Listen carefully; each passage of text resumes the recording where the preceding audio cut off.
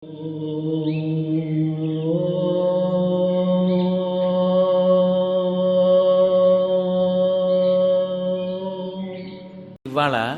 ఏకాదశి వ్రత మహాత్మ్యమును గురించి 4 మాటలు.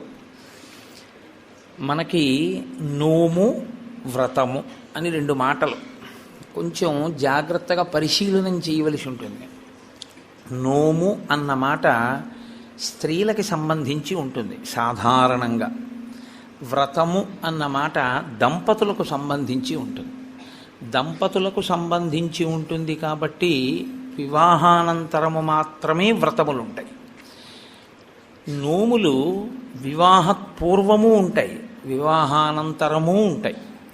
వివాహపూర్వము నోము చేసుకునే ముందు దాని ఫలసిద్ధికి చేయవలసినది ఏది అంటే ఆడపిల్ల తల్లిదండ్రులకు నమస్కరించి తండ్రి గారి అనుమతి తీసుకుని నోము చెయ్యాలి. వివాహానంతరము ఆడపిల్ల నోము చేస్తే భర్త గారి పాదములకు నమస్కరించి భర్త అనుమతి తీసుకుని చెయ్యాలి.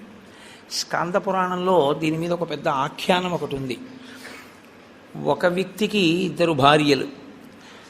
పెద్ద భార్య ఆయన్ని అనువర్తించి ఆయన ఏది చెయ్యమంటే అది చేసేది. ఒకవేళ ఆవిడ ఏదైనా చేద్దాం అనుకుంటే ఆయన పాదములకు నమస్కరించి ఆయన ఆశీర్వచనాన్ని అపేక్షించి అది పొంది చేసేది.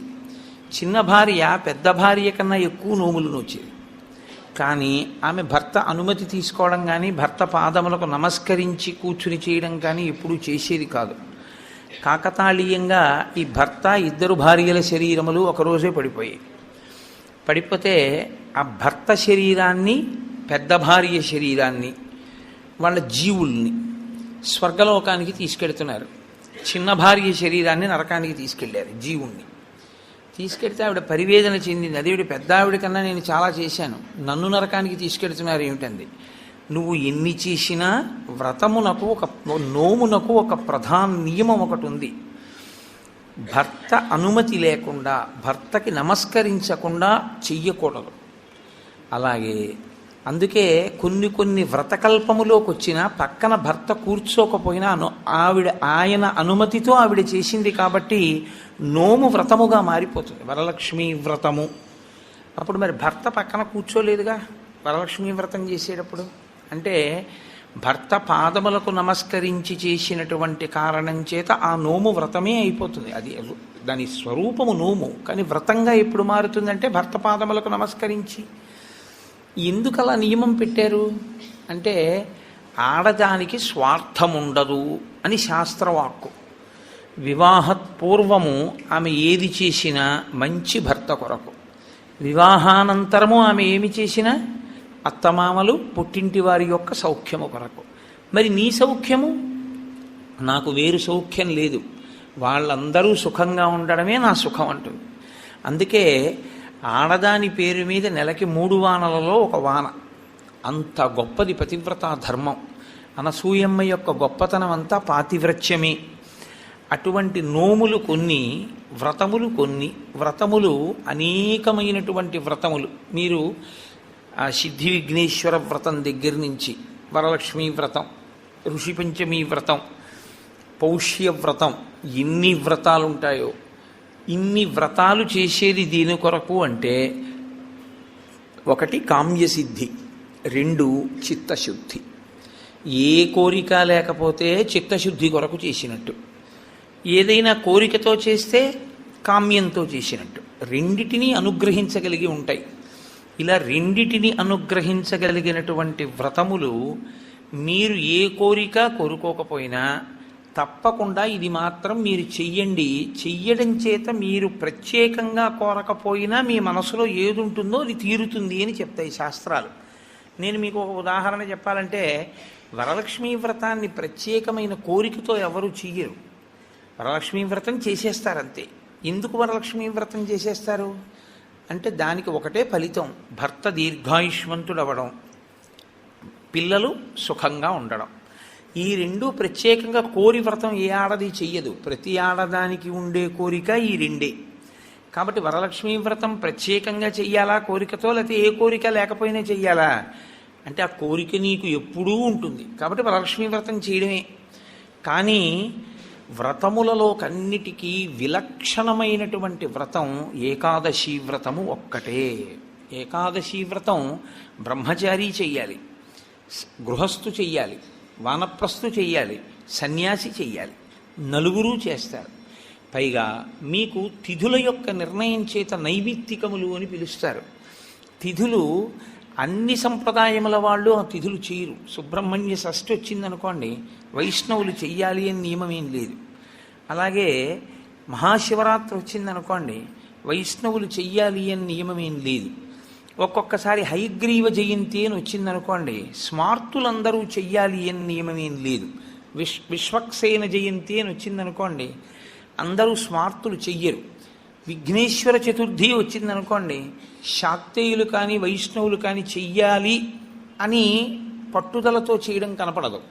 కానీ ఏకాదశి వ్రతం మాత్రం అన్ని సంప్రదాయముల వాళ్ళు చెయ్యాలి, అన్ని సంప్రదాయముల వాళ్ళు చెయ్యాలి, అన్ని ఆశ్రమముల వాళ్ళు చెయ్యాలి. అంత గొప్ప వ్రతం ఏదైనా ఉంటే అది ఏకాదశి వ్రతం ఒకటే. ఆ ఏకాదశి ప్రతి నెలలోనూ శుక్లపక్షంలో ఒక ఏకాదశి వస్తుంది, కృష్ణపక్షంలో ఒక ఏకాదశి వస్తుంది. కాబట్టి 12 నెలలలో 12 × 2 24 ఏకాదశులు వస్తాయి. ఈ 24 ఏకాదశుల్లో ఏ ఏకాదశి నాడు వ్రతం చెయ్యాలి అంటే 24 ఏకాదశులు వ్రతం చెయ్యాలి. ఒకవేళ 24 ఏకాదశులు కాకుండా అధిక మాసం వస్తే, అధిక మాసంలోని శుక్లపక్ష కృష్ణపక్షాల్లో వచ్చేటటువంటి ఏకాదశి తిథుల యందు కూడా వ్రతం చెయ్యాలి. కాబట్టి ఏకాదశి తిథి నాడు చేయవలసినటువంటి వ్రతానికి మాత్రం ఎక్కడా శాస్త్రములలో ఏ ఆశ్రమము వారికి మినహాయింపు లేదు, అందరూ చేయవలసిందే. ఒక్కొక్క ఏకాదశిని ఒక్కొక్క పేరుతో పిలుస్తారు. ఉదాహరణకి పుత్రైకేకాదశి అని ఒక ఏకాదశి 24 ఏకాదశుల్లో. కానీ మనకి ప్రత్యేకించి ఈ పుష్యమాసంలో వచ్చేటటువంటి ఏకాదశి ముక్కోటి ఏకాదశి అని పిలుస్తారు. ముక్కోటి ఏకాదశి అని పిలిస్తే దాని వెనక రహస్యం ఏమిటి అసలు? ముక్కోటి ఏకాదశి అంటే 3 కోట్ల ఏకాదశి అని. పోనీ దేవతల సంఖ్య చూద్దామా, 33 కోట్లు, 3 కోట్లు కాదు. మరి ముక్కోటి ఏకాదశి అన్న పేరు అసలు ఎందుకు వచ్చింది? 3 కోట్ల ఏకాదశి అన్న పేరు రావడానికి కారణం ఏమిటి అంటే, ఏ ఏకాదశిని విడిచిపెట్టి ఉండడానికి వీలు లేనటువంటి స్థితిలో ఏకాదశి చేయకుండా జీవించేసేవాళ్ళం మనం. ఏ ఆశ్రమంలోనూ కూడా బ్రహ్మచారిగా ఉండగాను ఏకాదశి లేదు, గృహస్థుగాను ఏకాదశి లేదు. మిగిలిన 2 ఆశ్రమాల గురించి నేను మాట్లాడను, ఎందుకంటే వాటిని స్పృశించి మాట్లాడే అధికారం నాకు లేదు. కాబట్టి ఈ 2 ఆశ్రమాల్లోనూ ఏకాదశి చెయ్యట్లేదు. మరి అంత గొప్ప ఏకాదశి వ్రతాన్ని చెయ్యకపోతే పాడైపోతున్నాడు. కాబట్టి ఏ ఏకాదశి నాడు వ్రతం చేస్తే 3 కోట్ల ఏకాదశులు చేసినటువంటి ఫలితం వస్తుందో ఆ ఏకాదశికి ముక్కోటి ఏకాదశి అని పేరు. కాబట్టి 3 కోట్ల ఏకాదశులు చెయ్యడము అంటే ఈ ఉపాధితో ఉండగా చేసేవి 3 కోట్ల ఏకాదశులు ఒక్కనాటికి ఉండవు. ఈ ఉపాధి కాకుండా ఇత పూర్వం పొందినటువంటి తిర్యక్ ఉపాధులు కానీ, హీనోపాధులు కానీ, జంతువులు మొదలైనటువంటి ఉపాధులు కానీ వాటికి ఏకాదశి వ్రతం లేదు. మరి 3 కోట్ల ఏకాదశులు నువ్వు చేసినట్టు అన్న ఫలితాన్ని మీకు ఎలా ఇస్తారు అంటే, ఈ శరీరంతో 3 కోట్ల ఏకాదశులు చేయడానికి కావలసిన నాళ్ళు బ్రతకడానికి ఆయుర్దాయాన్ని ఈశ్వరుడు నీకు ఇస్తే, 3 కోట్ల ఏకాదశులు చెయ్యగలిగితే నిరంతరంగా ఎంత పెద్ద ఫలితం నీకు సంప్రాప్తిస్తుందో అంత పెద్ద ఫలితాన్ని ఈశ్వరుడు అనుగ్రహించి సంవత్సరంలో కనీసం ముక్కోటి ఏకాదశి చేసినటువంటి వాడి ఖాతాలో వేస్తాడు. అంటే నైమిత్తిక తిథిగా ముక్కోటి ఏకాదశి అంత విశేషమైనటువంటి స్థితిని పొంది ఉంటుంది. ముక్కోటి ఏకాదశి నాడు ఏం జరిగితే ఈశ్వరుడు ఈ స్థితిని ఇచ్చాడు? ముక్కోటి ఏకాదశి నాడు 2 జరిగాయి అని చెప్తారు. ఒకటి, అమృతం పాలసముద్రంలోంచి పైకొచ్చింది. 2, ముక్కోటి ఏకాదశి నాడే పరమేశ్వరుడు హాలాహలాన్ని భక్షణ చేశాడు. పరమేశ్వరుడు లోకం కోసం హాలాహలాన్ని భక్షించాడు కాబట్టి ఆ రోజున మేమేమీ తినకుండా ఉంటామంటారు శైవులు. అమృతాన్ని లోకం కోసం ఉత్పాదించి మహాకూర్మంగా పాలసముద్రంలో పడుకుని తన వీపు అంత ఒరుసుకుపోతున్నా దేవతలకు అమృతోత్పాదనం చేసి వాళ్ళని కాపాడి రాక్షసుల్ని మోహిని రూపంలో నిగ్రహించాడు కాబట్టి విష్ణు స్వరూపం కోసం మేము ఉపవాసం ఉంటున్నామంటారు వైష్ణవులు. విష్ణువు అంత గొప్ప స్థితిని పొంది దేవతలకి రాక్షసులకి అమృతాన్ని పంచేటప్పుడు రాక్షసులకు చిక్కకుండా దేవతలకి పంచడానికి కావలసిన మోహ పెట్టగలిగినంత సౌందర్యాన్ని అమ్మవారిని ఉపాసన చేసి పంచగలిగాడు కాబట్టి అమ్మవారు ఈ అదృష్టాన్ని కల్పించింది కాబట్టి మేము ఉపవాసం ఉంటామంటారు శాక్తేయులు. అసలు ఇన్ని కార్యాలు జరిగాయి అంటే ఏ విఘ్నం లేకుండా చేసినవాడు మా గణపతే కాబట్టి మేము ఈ రోజున ఉపవాసం ఉంటామంటారు గణాపత్యులు. ముక్కోటి ఏకాదశి నాడు మీరు చెయ్యండి అని చెప్పవలసిన అవసరం లేకుండా అన్ని సంప్రదాయముల వాళ్ళు ఉపవాసం ఉండడానికి కారణం బాహ్యంలో అది. ఆంతరమునకు సంబంధించినంత వరకు ఏకాదశి వ్రతానికి సంబంధించి ఒక గొప్ప రహస్యాన్ని శాస్త్రం ఆవిష్కరిస్తుంది. ఈ శరీరాన్ని ఇచ్చుదండంతో పోలుస్తారు. ఇచ్చుదండము అంటే చెరుకు కర్ర. అమ్మవారి చేతిలో చెరుకు కర్ర కదు పట్టుకుంటుంది. మనకి భగవంతుడిచ్చినటువంటి చాలా గొప్ప వరం ఏమిటో తెలుసా అండి? మన ముఖం మనకి కనపడకుండా చేయడం. ఒక్క సెల్ ఫోన్ దొరికితేనే వాడు మైమరిచిపోయి 2 వీలర్ మీద సెల్ ఫోన్ చెవి దగ్గర పెట్టుకుని యాక్సిడెంట్లు చేస్తున్నాడు. ఎవడి ముఖం వాడికి కనపడింది అనుకోండి, ఇంకా ఇతరాలు ఎందుకు చూస్తాడు? వాడి ముఖం వాడు చూసుకుంటూ కూర్చుంటాడు. అద్దం దొరికింది అనుకోండి, ఎందుకంత సంతోషం? ఎవడికి వాడంత అందగాడు వాడికి లేడు. ఆ అద్దం చూసుకుంటూ మురిసిపోతుంటాడు పసిపిల్లల దగ్గర నుంచి. తన స్వరూపము, స్వ అన్న మాట వాడడం కూడా మంచిది కాదు. ఎందుకంటే శంకరాచార్యులు వారు స్వరూప అన్న మాటని వేరొక చోట వాడతారు. స్వరూపానుసంధానం భక్తిరుత్యభిధీయతే అంటారు. అందుకని తన రూపాన్ని తాను చూసుకుని మురిసిపోవడానికి ఉపకరణము దర్పణము, అద్దము. ఎప్పుడూ మనకెలా ఉంటుందంటే చెరుకు కర్రకి కింద నుంచి పై వరకు మీరు ఎక్కడ కొరకండి తీపే, అలాగే మన శరీరం అంటే కింద నుంచి పై వరకు మనకి తీపే. ఈ శరీరంలో అబ్బాయి బొట్టు పెట్టుకోరా అన్నారనుకోండి, వాడికి బొట్టు పెట్టుకోవడానికి చిన్నతనం. బొట్టు పెట్టుకుంటే వాడి అందం అంతా ఏదో పాడైపోతుందని వాడికి ఒక భ్రాంతి. అందుకని వాడు బొట్టు పెట్టుకోడు. వాడు బొట్టు పెట్టుకోక ఏం కోల్పోతున్నాడో వాడికి తెలియదు. తెలియక బొట్టు పెట్టుకోవడానికి పెద్ద భేషజం. నిజంగా నువ్వు పెట్టుకున్న బొట్టు నీకు సాంప్రదాయికమైన సౌందర్యాన్ని, ఎంత సౌందర్యాన్ని తీసుకొస్తుందో నీకు తెలియదు. ఈశ్వరుడు పుట్టుమచ్చ తీసుకొచ్చి పెట్టుంటే ఏం చేస్తావు? పెట్టుకోరా అన్న బొట్టు మాత్రం పెట్టుకోవడానికి మనకు అంత కష్టం ఎందుకని? అయ్యి బాబోయ్, ఈ శరీరం యొక్క అందం ఏమైపోతుందో అని. కానీ శాస్త్రం అంటుంది అసలు 84 లక్షల జీవరాశులలో ఈశ్వర పథంలో నడవడానికి అనువైనటువంటి ఉపాధి ఒక్క మనుష్య ఉపాధి మాత్రమే. ఏకాదశి వ్రతం జంతువుకుందా? లేదు, మనుష్యునికే ఉంది. భగవన్నామం చెప్పగలిగినటువంటి అదృష్టం ఇతర ప్రాణికుందా? ఒక్క మనుష్యుడికి ఉంది. భగవత్ పూజ చేసేటటువంటి అదృష్టం ఇతర ప్రాణికుందా? ఒక్క మనుష్యునికే ఉంది. ఇన్ని అదృష్టములు మనుష్యునకు ఉన్నా మనుష్యుడు దేని కొరకు వీటన్నిటినీ విడిచిపెడతాడు అని అడిగింది.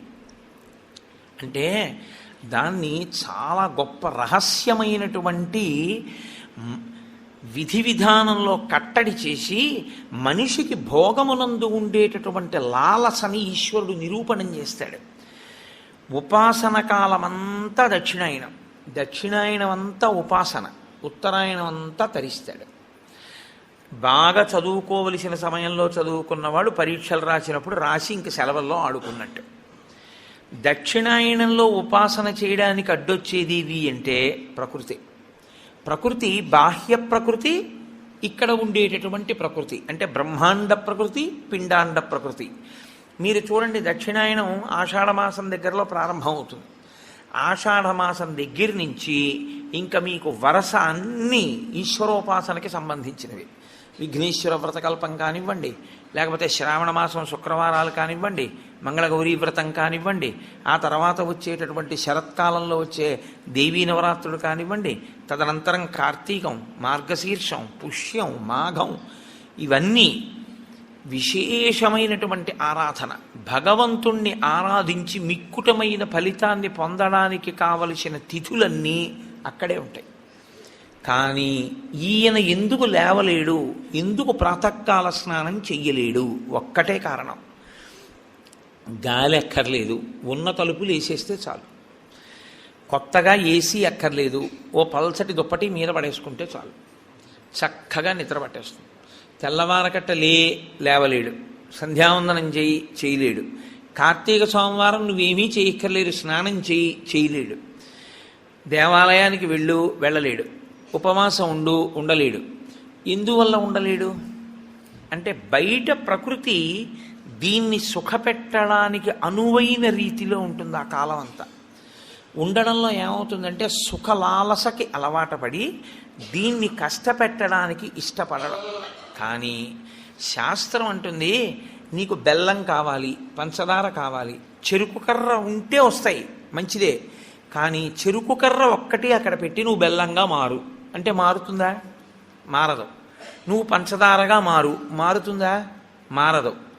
కానీ బెల్లం కానీ పంచదార కానీ కావాలి అనుకున్నవాడు చెరుకు కర్రని మరలో పెట్టి తిప్పవలసి ఉంటుంది, తప్పదు. చెరుకు కర్రని మరలో పెట్టి తిప్పితే చెరుకు కర్ర పిప్పి అయిపోతుంది.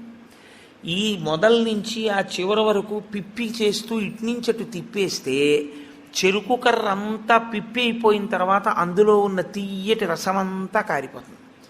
ఇప్పుడు అలా కారిపోయిన రసం ఏదుందో అదే బెల్లం అవుతుంది, అదే పంచదార అవుతుంది, పంచామృతాల్లో ఒకటవుతుంది.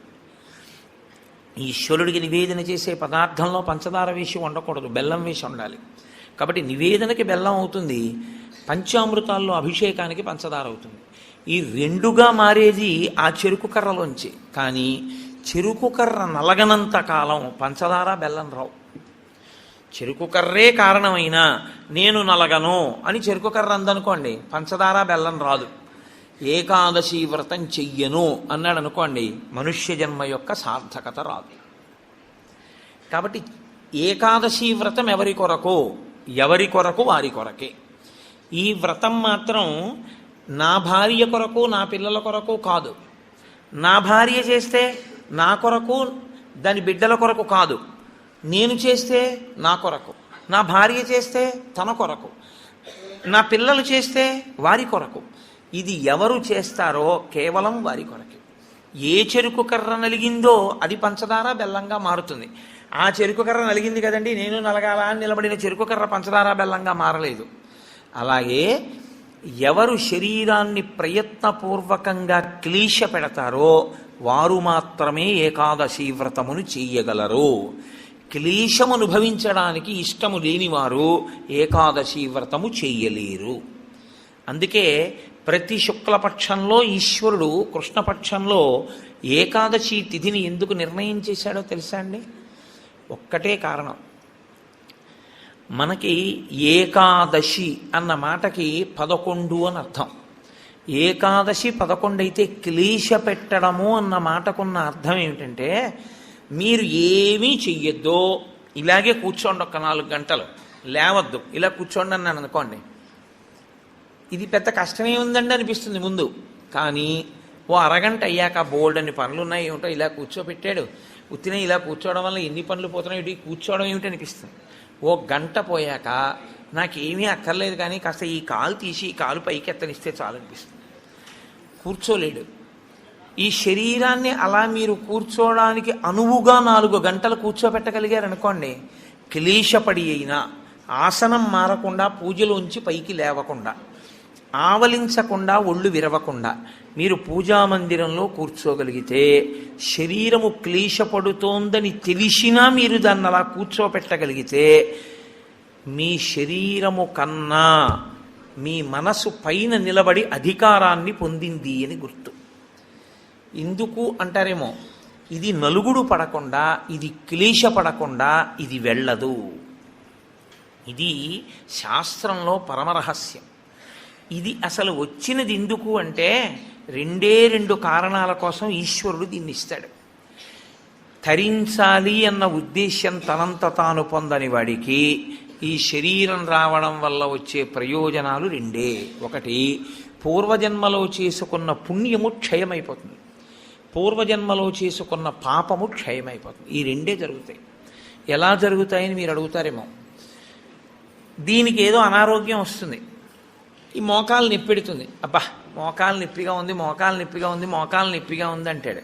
అసలు శరీరం అన్నది లేదనుకోండి, నొప్పిగా ఉందని బాధపడడానికి మీకేముంది? మీరు బాధపడడానికి ఏం లేదు. మీరు బాధపడాలి అంటే మీకు శరీరం ఉండాలి. శరీరం ఉంటే మనసు ఉంటుంది. అప్పుడు మనసు ఎప్పుడు బాధపడుతుంది? నా కూతురు ఏదో బాధపడితే నా మనసు బాధపడుతూ ఉంటుంది.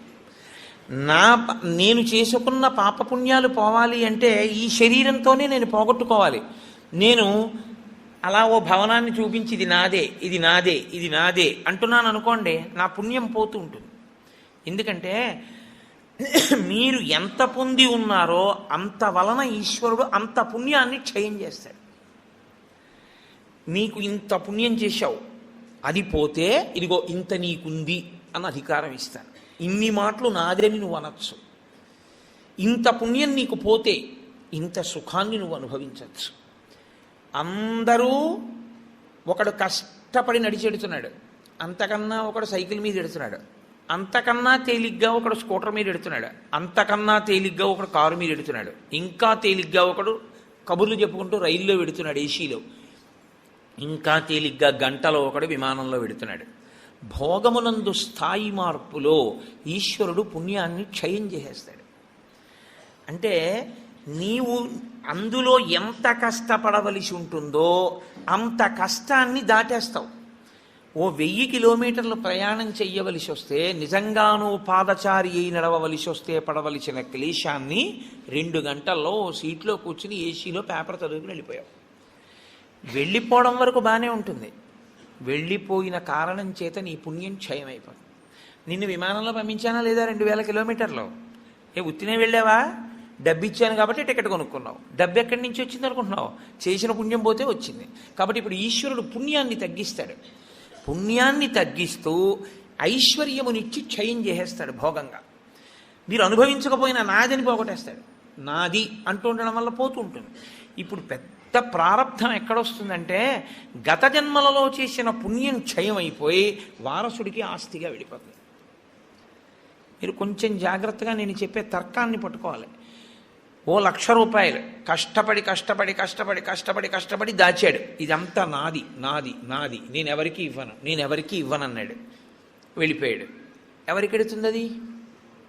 కొడుక్కో కూతురుకో వెళ్ళిపోతుంది. ఇప్పుడు 1,00,000 రూపాయలు మిగిలింది అంటే ఆయన పుణ్యం ఏమైంది? పోయింది, జీవుడి పుణ్యం. 1,00,000 రూపాయలు ఏమైపోయింది? వారసుడికి వెళ్ళిపోయింది. జీవుడు ఏమైపోయాడు? దరిద్రుడైపోయాడు. శాస్త్రం అంటుంది, నిజంగా నీది నువ్వే అనుభవించాలనుకుంటే మార్గం ఏమిటో తెలుసా? దాన్ని దానం చేయడమే. దానం చేస్తే నీకు పుణ్యం అయిపోయి మళ్ళీ నీ దగ్గర పడిపోతుంది వచ్చి. మళ్ళీ నువ్వు జీవుడిగా ఇంకొక శరీరంలోకి వెళ్ళినప్పుడు నీతో పాటే ఆ పుణ్యం వస్తుంది. వచ్చి మళ్ళీ నువ్వు భోగం అనుభవించడానికి పుణ్యం అడ్డొస్తుంది. నువ్వు ఇక్కడ విడిచిపెట్టి అక్కడ శరీరాన్ని విడిచిపెట్టేశావు. శరీరం విడిచిపెట్టిన ఉత్తర క్షణంలో ఇంక జీవుడికి సంబంధం లేదు, దానికి సంబంధించింది వేరే శరీరంలోకి వెళ్ళిపోతాడు. అక్కడ సుఖాన్ని అనుభవించడం, దుఃఖాన్ని అనుభవించడానికి మళ్ళీ నీ పాపపుణ్యములే లెక్క. ఏది ఏం పెట్టి అనుభవింపజేయాలి? అందుకని బాగా కష్టపడిపోతున్నాడు, పాపం పోతోందని గుర్తు. బాగా సుఖపడిపోతున్నాడు, పుణ్యం పోతోందని గుర్తు. మీరు జాగ్రత్తగా పట్టుకుంటే, బాగా కష్టపడుతున్న వాడెవరో వాడు తన పాపాన్ని పోగొట్టుకుంటున్న అదృష్టవంతుడు. బాగా సుఖపడుతున్న వాడెవరో వాడు తన పుణ్యాన్ని పోగొట్టుకుంటున్న దురదృష్టవంతుడు. కాబట్టి బాగా సుఖపడేవాడెవడో వాడు ఎక్కువ జాగ్రత్తగా ఉండాలని చెప్తోంది శాస్త్రం. ఎందుకో తెలుసా అండి? జీవుడి ఖాతాలోకి మళ్ళీ తేవాలి. జీవుడి ఖాతాలోకి మళ్ళీ తేవాలంటే ప్రయత్నపూర్వక త్యాగం చెయ్యాలి. త్యాగే నైకే అమృతత్వ మానసు. అది చెయ్యవు, జీవుడు దరిద్రుడవుతాడు. శరీరాన్ని ఉందండి, ఇందులో ఎన్నాళ్ళు ఉంటావు? ఇదో అద్దె కొంప. భగవాన్ రమణులు చెప్పినట్టు ఇవాళో రేపో ఖాళీ చేసేయాలి. ఖాళీ చేసేసి వెళ్ళిపోతాడు. వెళ్ళిపోయిన తర్వాత అందులోకి వెళ్ళిన తర్వాత, అయ్యా మళ్ళీ నేను విమానం ఎక్కుతానండి, అయ్యా మళ్ళీ నేను గుర్రం ఎక్కుతానండి, అయ్యా నేను మళ్ళీ ఏనుగులు ఎక్కుతానండి, మళ్ళీ నేను ఉపన్యాసాలు చెప్తానండి అంటే నీ మొహం గతంలో నువ్వు చెప్పిందే ఉంది, నువ్వు చేసిందే ఉంది, పావలాకా చుచ్చుకోకుండా చెప్పింది ఏమైనా ఉందా మళ్ళీ చెప్పడానికి? నువ్వు భక్తితో చెప్పింది ఏమైనా ఉందా? కీర్తి కండూతి లేకుండా నువ్వు చెప్పింది ఏమైనా ఉందా మళ్ళీ నువ్వు చెప్పడానికి? నువ్వు ఏదీ కోరకుండా ఈశ్వరుణ్ణి నమ్మి ఇలా పెట్టింది ఏమైనా ఉందా? దాన్ని అక్షయం ఈశ్వరుడు చేయడానికి పుణ్యమన్న కోరికతో కాదు, ఈశ్వరుడు ఇచ్చాడు ఈశ్వరుడికి ఇస్తున్నాను అని ఇవ్వగలవా? భవతే విష్ణుస్వరూపాయతే అంటూ ఇవ్వగలవా? అలా ఇవ్వగలిగితే అక్షయం చేస్తాడు ఈశ్వరుడు దాన్ని. నువ్వు ఇచ్చిన రూపాయి ₹1,00,00,000 అయిపోతుంది పుణ్యంలో. అది చమత్కారం. అది అసలు జీవన విధానమునందుండేటటువంటి పెద్ద రహస్యం. అందుకే ధర్మశాస్త్రం ఎంత దాచాలి, ఎంత ఖర్చు పెట్టాలి, ఎంత దానం చెయ్యాలి కూడా చెప్పేసింది. తనకి కావలసినంత ఖర్చు పెట్టుకోనివాడు తనని తాను ఖేద పెట్టుకున్నవాడు, తనకి కావలసిన దానికన్నా ఎక్కువ ఖర్చు పెట్టినవాడు తన భవిష్యత్ తరాలకి ద్రోహం చేసినవాడు. తనకి కావలసిన కన్నా ఖర్చు పెట్టడం అంటే అసలు నీకున్నదంతా దానం చేయమని శాస్త్రం చెప్పదు. ఎందుకో తెలుసా అండి? గృహస్థుకి నియమం ఉంది, బిడ్డలకి విడిచిపెట్టాలి, విడిచిపెట్టకుండా వెళ్ళకూడదు. కానీ 3వ వంతు మాత్రం దానం చేసుకోకపోతే జీవుడు పాడైపోతాడు. పుణ్యం పోయింది, మళ్ళీ పుణ్యం ఏది జీవుడి ఖాతాలో? అందున అసలు ఏ ప్రతిఫలాపేక్ష లేకుండా ఈశ్వరుడు ఇచ్చాడు, ఈశ్వరుడు కొరకు అంటూ ఇచ్చిన వాడిది 1 కోటి చేస్తూ పెడతాడు ఈశ్వరుడు. కాబట్టి క్లేశము లేక నీవు తరించలేవు. ఇది సనాతన ధర్మమునందు అంతర్లీనమైనటువంటి ప్రతిపాదన. మీ జీవితంలో మీరు ఎప్పుడూ మీ కొరకు మీరు కాకుండా మీరు పక్కవారి కొరకు కూడా ఏదో చేస్తూ ఉండాలి. దేని కొరకు అంటే వాడికి లేనివాడని కాదు. భవతే విష్ణుస్వరూపాయతే, ఆ విష్ణువే నన్ను తరింపచేయడానికి అక్కడ పుచ్చుకునేవాడిగా నిలబడ్డాడు. ఆయన అలా నిలబడకపోతే నా పుణ్యం ఎలా వృద్ధి పొందుతుంది? నా జీవుడికి ఖాతాలో ఎలా పడుతుంది ఐశ్వర్యం? కాబట్టి విష్ణువే వచ్చి లేనివాడిగా నించుని నా దగ్గర పుచ్చుకుంటున్నాడు. అందుకే ఇచ్చేవాడు పుచ్చుకునేవాడికి నమస్కారం అందుకు చేస్తారు సనాతన ధర్మంలో. అందుకే పుచ్చుకున్నవాడు ఇచ్చినవాడికి చేయడు, ఇచ్చినవాడు పుచ్చుకున్నవాడికి నమస్కారం చేస్తాడు. ఇక్కడి ఐశ్వర్యం భవిష్యత్ జన్మలలో ఐశ్వర్యంగా మార్పు చేయడానికి ఆయన ఉపకరణంగా నిలబడ్డాడు. కాబట్టి ఇప్పుడు అసలు శరీరమును క్లేశ పెట్టకుండా నీవు తరించలేవు. ఇందులో మొదటి మెట్టు ఎక్కడ వరకు? పునర్జన్మ సిద్ధాంతమును అంగీకరించినప్పుడు జీవుడు మళ్ళీ శరీరాన్ని తీసుకుంటే అన్న దగ్గర నువ్వు ఏదో ఒకటి చెయ్యాలి. ఏమండి నా దగ్గర అంత డబ్బు లేదు, ఈశ్వరుడి పల్లకి మొయ్యి. ఏమండి నేను పల్లకి మొయ్యలేను, కూర్చుని భగవత్కథ వినగలవా? విను. నేను భగవత్కథ కూడా వినలేను, పోని నామం చెప్పగలవా? చెప్పు. నేను నామం కూడా చెప్పలేను పైకి, పోని నోట్లో అనుకోగలవా? అనుకో. స్మరణం, మనసుతో ఈశ్వరుణ్ణి స్మరించగలవా? స్మరించు. నువ్వు ఏది చేసినా పుణ్యమే. నువ్వు ఈశ్వరుడితో ఎలాగైనా దగ్గరి సంబంధాన్ని పెట్టుకుంటే నువ్వు నిచ్చెన ఎక్కుతున్నవాడివే. ఇందులో మళ్ళీ 2 మార్గాలు ఉంటాయి. మొదటి మార్గము ఉత్తర జన్మల యందు జీవుణ్ణి సుసంపన్నుణ్ణి చేసుకోవడం. ఎందుకో తెలుసా అండి? ఉత్తరాయణంలో వెళ్ళిపోయాడు అంటారు. ఉత్తరాయణంలో వెళ్ళిపోయాడు అంటే దక్షిణాయనంలో వెళ్ళిపోయినవాడు నిర్భాగ్యుడు అని కాదు దాని అర్థం. ఉత్తరాయణంలో వెళ్ళిపోయినవాడు అంటే ఏంటంటే చేసుకోవలసిందంతా చేసుకుని వెళ్ళిపోయినవాడు అని. దక్షిణాయనంలో చేసుకోవలసిందంతా చేసేసుకున్నవాడు ఉత్తరాయణంలో పెడతారు కదండి. అంటే చేసుకోవలసిన పుణ్యం అంతా చేసేసుకున్నవాడు దక్షిణాయనంలో వెళ్ళినా ఒకటే, ఉత్తరాయణంలో వెళ్ళినా ఒకటే. ఇప్పుడు ఈ చేసుకునే పుణ్యం 2 కింద విభాగం చేస్తాడు ఈశ్వరుడు. ఒకటి మళ్ళీ వచ్చే జన్మకి పెట్టుబడిగా నువ్వు వాడుకోవలసింది. 2 అసలు జన్మే అక్కర్లేదని ఈశ్వరుడితో కలిసిపోవలసింది. ఈ రెండిటిలో నీకు ఇంకా వచ్చే జన్మలో కూడా ఏదో వెలగబెట్టేద్దామన్న కోరికుంటే మొదటి మార్గం. అసలు నేను అలా వెలగబెట్టేద్దామన్న కోరిక నాకు లేదు, మహాప్రభో మళ్ళీ నాకు ఈ ధర్మశాస్త్రాలు ఈ సూక్ష్మాలు తెలుస్తాయో తెలియవో, కొంపతీసా జన్మలో మళ్ళీ నేను అన్నీ దాచుకుని వెళ్ళిపోతే అప్పుడు ఏమైపోవాలి జీవుడు? నాకు అది వద్దు ఇది వద్దు, నాకు అది సున్నైపోవాలి ఇది సున్నైపోవాలి. పాపము పుణ్యము 2 ఉండకూడదు నాకు. ఇప్పుడు పాపము లేదు పుణ్యము లేదు, ఇప్పుడు 2 లేనప్పుడు ఈ శరీరం ఎందుకు అనుభవించడానికి? పాపానుభవానికి శరీరం, పుణ్యానుభవానికి శరీరం. పాపానుభవం లేదు, పుణ్యానుభవం లేదు, ఇంక ఈ శరీరం ఎందుకు నీకు? కాబట్టి ఇవ్వడు ఈశ్వరుడు. ఈశ్వరుడు ఇవ్వకుండా ఉండాలి అంటే పాపమును పుణ్యమును కాల్చాలి. పాపమును పుణ్యమును కాల్చడానికి నీకెంత పాపం ఉందో నీకు తెలుసా? నీకెంత పుణ్యం ఉందో నీకు తెలుసా? తెలియదు. ఈశ్వరుడు అన్నాడు, నీవు నీ జేబులో ఉన్న 10 రూపాయలు ఇంకోటికి ఇచ్చేయడం కష్టమైనా క్లేశపడి ఇవ్వడం వల్ల పుణ్యం ఇచ్చినట్టే, ఈశ్వరుణ్ణి చేరుకోవడం కోసం నీకిచ్చిన తెప్పయైన ఈ శరీరాన్ని క్లేశ పెట్టడానికి ఏకాదశి వ్రతాన్ని నిర్ణయం చేశాడు. ఏకాదశి వ్రతం చాలా గంభీరమైన వ్రతం. అందుకే లోకంలో పెద్దలు ఏం చెప్తారంటే, స్వామి పుష్కరిణీ స్నానం, సద్గురోహపాద సేవనం, ఏకాదశి వ్రతం చాపి త్రయం అత్యంత దుర్లభం. ఈ 3 చెయ్యలేరు అని చెప్తారు. ఎందుకు చెయ్యలేరు? స్వామి పుష్కరిణీ స్నానం, అక్కడికి వెడతాడు, ఆనందనిలయం చుట్టూ 100 మార్లు తిరుగుతాడు, కానీ పుష్కరిణిలో స్నానం చేద్దామన్న ఊహవాడికి రానే రాదు. సద్గురోహ పాదసేవనం, సద్గురువు పాదములు పట్టుకునే అవకాశం ఇవ్వడు. ఎందుకు ఇవ్వడు? ఒక్కటే కారణం, నాకు అసలు కాళ్ళ నొప్పులే ఉండవంటాడు. ఆయన అసలు కాళ్ళు పెట్టించుకోవడం ఆయన జన్మాంతరంలో ఆయన చేయడు. కాబట్టి అసలు గురువుగారి కాళ్ళు బట్టి అదృష్టం నీకు ఎప్పుడు వస్తుంది? నువ్వు ఆయన కాళ్ళు నిప్పెడితే కదా నువ్వు వెళ్ళి పట్టుకోవడానికి. కాబట్టి ఆయన కాళ్ళు పట్టుకునే అదృష్టం ఉండదు. సద్గురోహ పాదసేవనం, ఏకాదశి వ్రతం చాపి, ఏకాదశి వ్రతము చెయ్యలేడు. ఎందుకు చెయ్యలేడో తెలుసా అండి?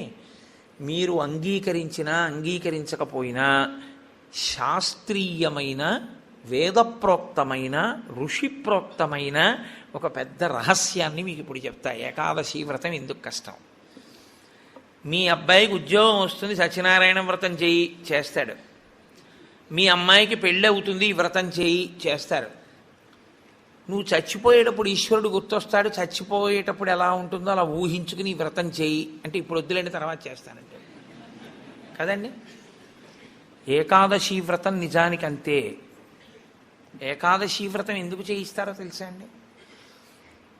ఉపవాసం, అన్నం తినకూడదు. అన్నం తినకపోవడం కాదు, అన్నాన్ని పచనం చెయ్యడానికి కావలసిన సంభారములను స్పృశించి పచన ప్రయత్నమునందు నిమగ్నము కాకూడదు. అంటే ఏకాదశి నాడు ఉపవాసం ఉండి ద్వాదశి నాడు కాకరకాయ పులుసు పెట్టి వండుకుందామా, వేపుడు చేసుకుందామా అని ఆలోచించకూడదు. ద్వాదశి పారణ కోసం ఏకాదశి నాడు కాయగూరలు తరుక్కోకూడదు. ద్వాదశి నాటికి పనికొస్తుందని ఇవాళ పప్పు నానపోయకూడదు. అంటే అసలు మీ శరీరమును పోషించుకోవడానికి కావలసిన ఏ పనిని ఏకాదశి నాడు చేయకూడదు. మరి ఇంక ఏకాదశి నాడు ఏం చేయాలి? అసలు చాలా నిష్కర్షగా మాట్లాడితే నిర్జలోపవాసం, ముక్కోటి ఏకాదశి. నీటిని త్రాగకూడదు, ఉమ్ము మింగకూడదు. ఈ నిర్జలోపవాసం ఎందుకు చేయిస్తారో తెలుసా అండి? పిచ్చాడా, మనుష్యులలో 199 మంది తెలిసే వెళ్ళిపోతారు. అకస్మాత్తుగా అనాయాసంగా వెళ్ళడం మహాదృష్టవంతులకి తప్ప జరగదు. నాకు కాకినాడలో మొన్న తెలుసున్నవారు ఒకరు ఏదో అట్టేస్తానని కూతురికి ఏమిటో మంటగా ఉండు అని వెళ్ళి మొక్కలకి నీళ్లు పోసి పడుకుని ఏదో చెప్తూ ఇలా అలా ఉండిపోయింది. అంతే. ఏమైందంటే వెళ్ళిపోయింది, అంతే, ప్రాణోత్క్రమణం అయిపోయింది. అది అందరికీ పట్టే భాగ్యం కాదు, చాలా కష్టం, అలా వెళ్ళరు. సాధారణంగా 199 మంది వెళ్ళే మార్గం ఏమిటంటే, రెండిటిని ఎండగట్టి పంపుతారు. ఒకటి నీరివ్వరు, 2 అన్నం పెట్టరు. ఎందుకని అంటారేమో, తీసుకెళ్ళి ఎక్కడ పడుకోబెడతారు ఇంటెన్సివ్ కేర్ యూనిట్లో. వాడి కర్మ అంతా ఎక్కడొస్తుందంటే ఇక్కడ ఒక గొట్టం పెడతారు, ఇందులోంచి ఏం పోయిరు, ఇందులోంచి ఎక్కిస్తారు. దీంతో ఏం తాకూడదండి అంటారు, దీంతో ఏమీ తినకూడదండి అంటారు. ఇందులోంచి వెళ్ళిందే ఆహారం, ఇందులోంచి వెళ్ళిందే పానీయం. ఫోన్లేండి, ఇప్పుడు మాకు వచ్చిన నష్టం ఏమిటి, ఏదో ఒకటి ఎక్కుతోందిగా చచ్చిపోంగా అంటారేమో. ఓ 8 బెడ్స్ వేస్తారు అక్కడ. అకస్మాత్తుగా వీడికి పెతిడ్రిన్ ఇంజక్షన్ ఇచ్చి వీడు పడుకుని ఉంటే 11ంటికి గొళ్ళుమని ఏడుపు వినపడుతుంది. 3వ బెడ్ మీద వాడిని స్ట్రెచ్చర్ మీద బయటికి తీసుకెళ్ళిపోతుంటారు. వీడికి గుండెలు గుబక్కుమంటాయి.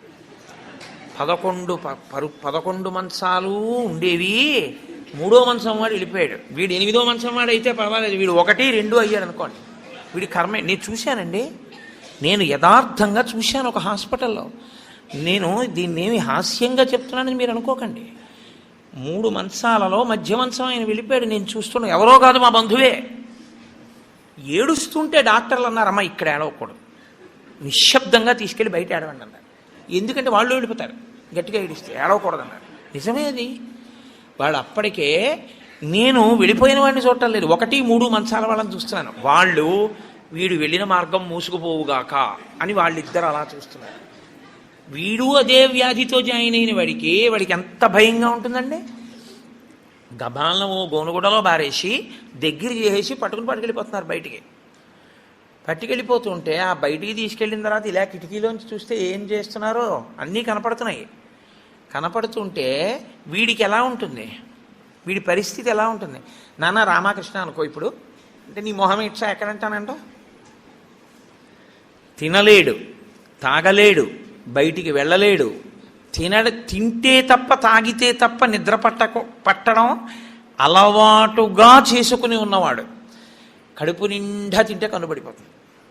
అందుకని రాత్రి అయ్యేటప్పటికి బాగా తినేసి పడుకోవడం, నిద్రైపోవడం, మళ్ళీ లేవడం, మళ్ళీ తింటూ ఉండడం, ఇది అలవాటైపోయింది చాలా కాలంగా. ఇప్పుడు కాదు, కోట్ల జన్మలుగా జీవుడు అలవాటు చేసుకున్నాడు దీన్ని. ఇప్పుడు తినకుండా తాగకుండా ఈశ్వరుణ్ణి నామం కూడా చెప్పు, ఇంతకన్నా క్లేశం ఇంకోటి ఏముంటుందండి? తినద్దంటే క్లేశం, తాగద్దంటే క్లేశం.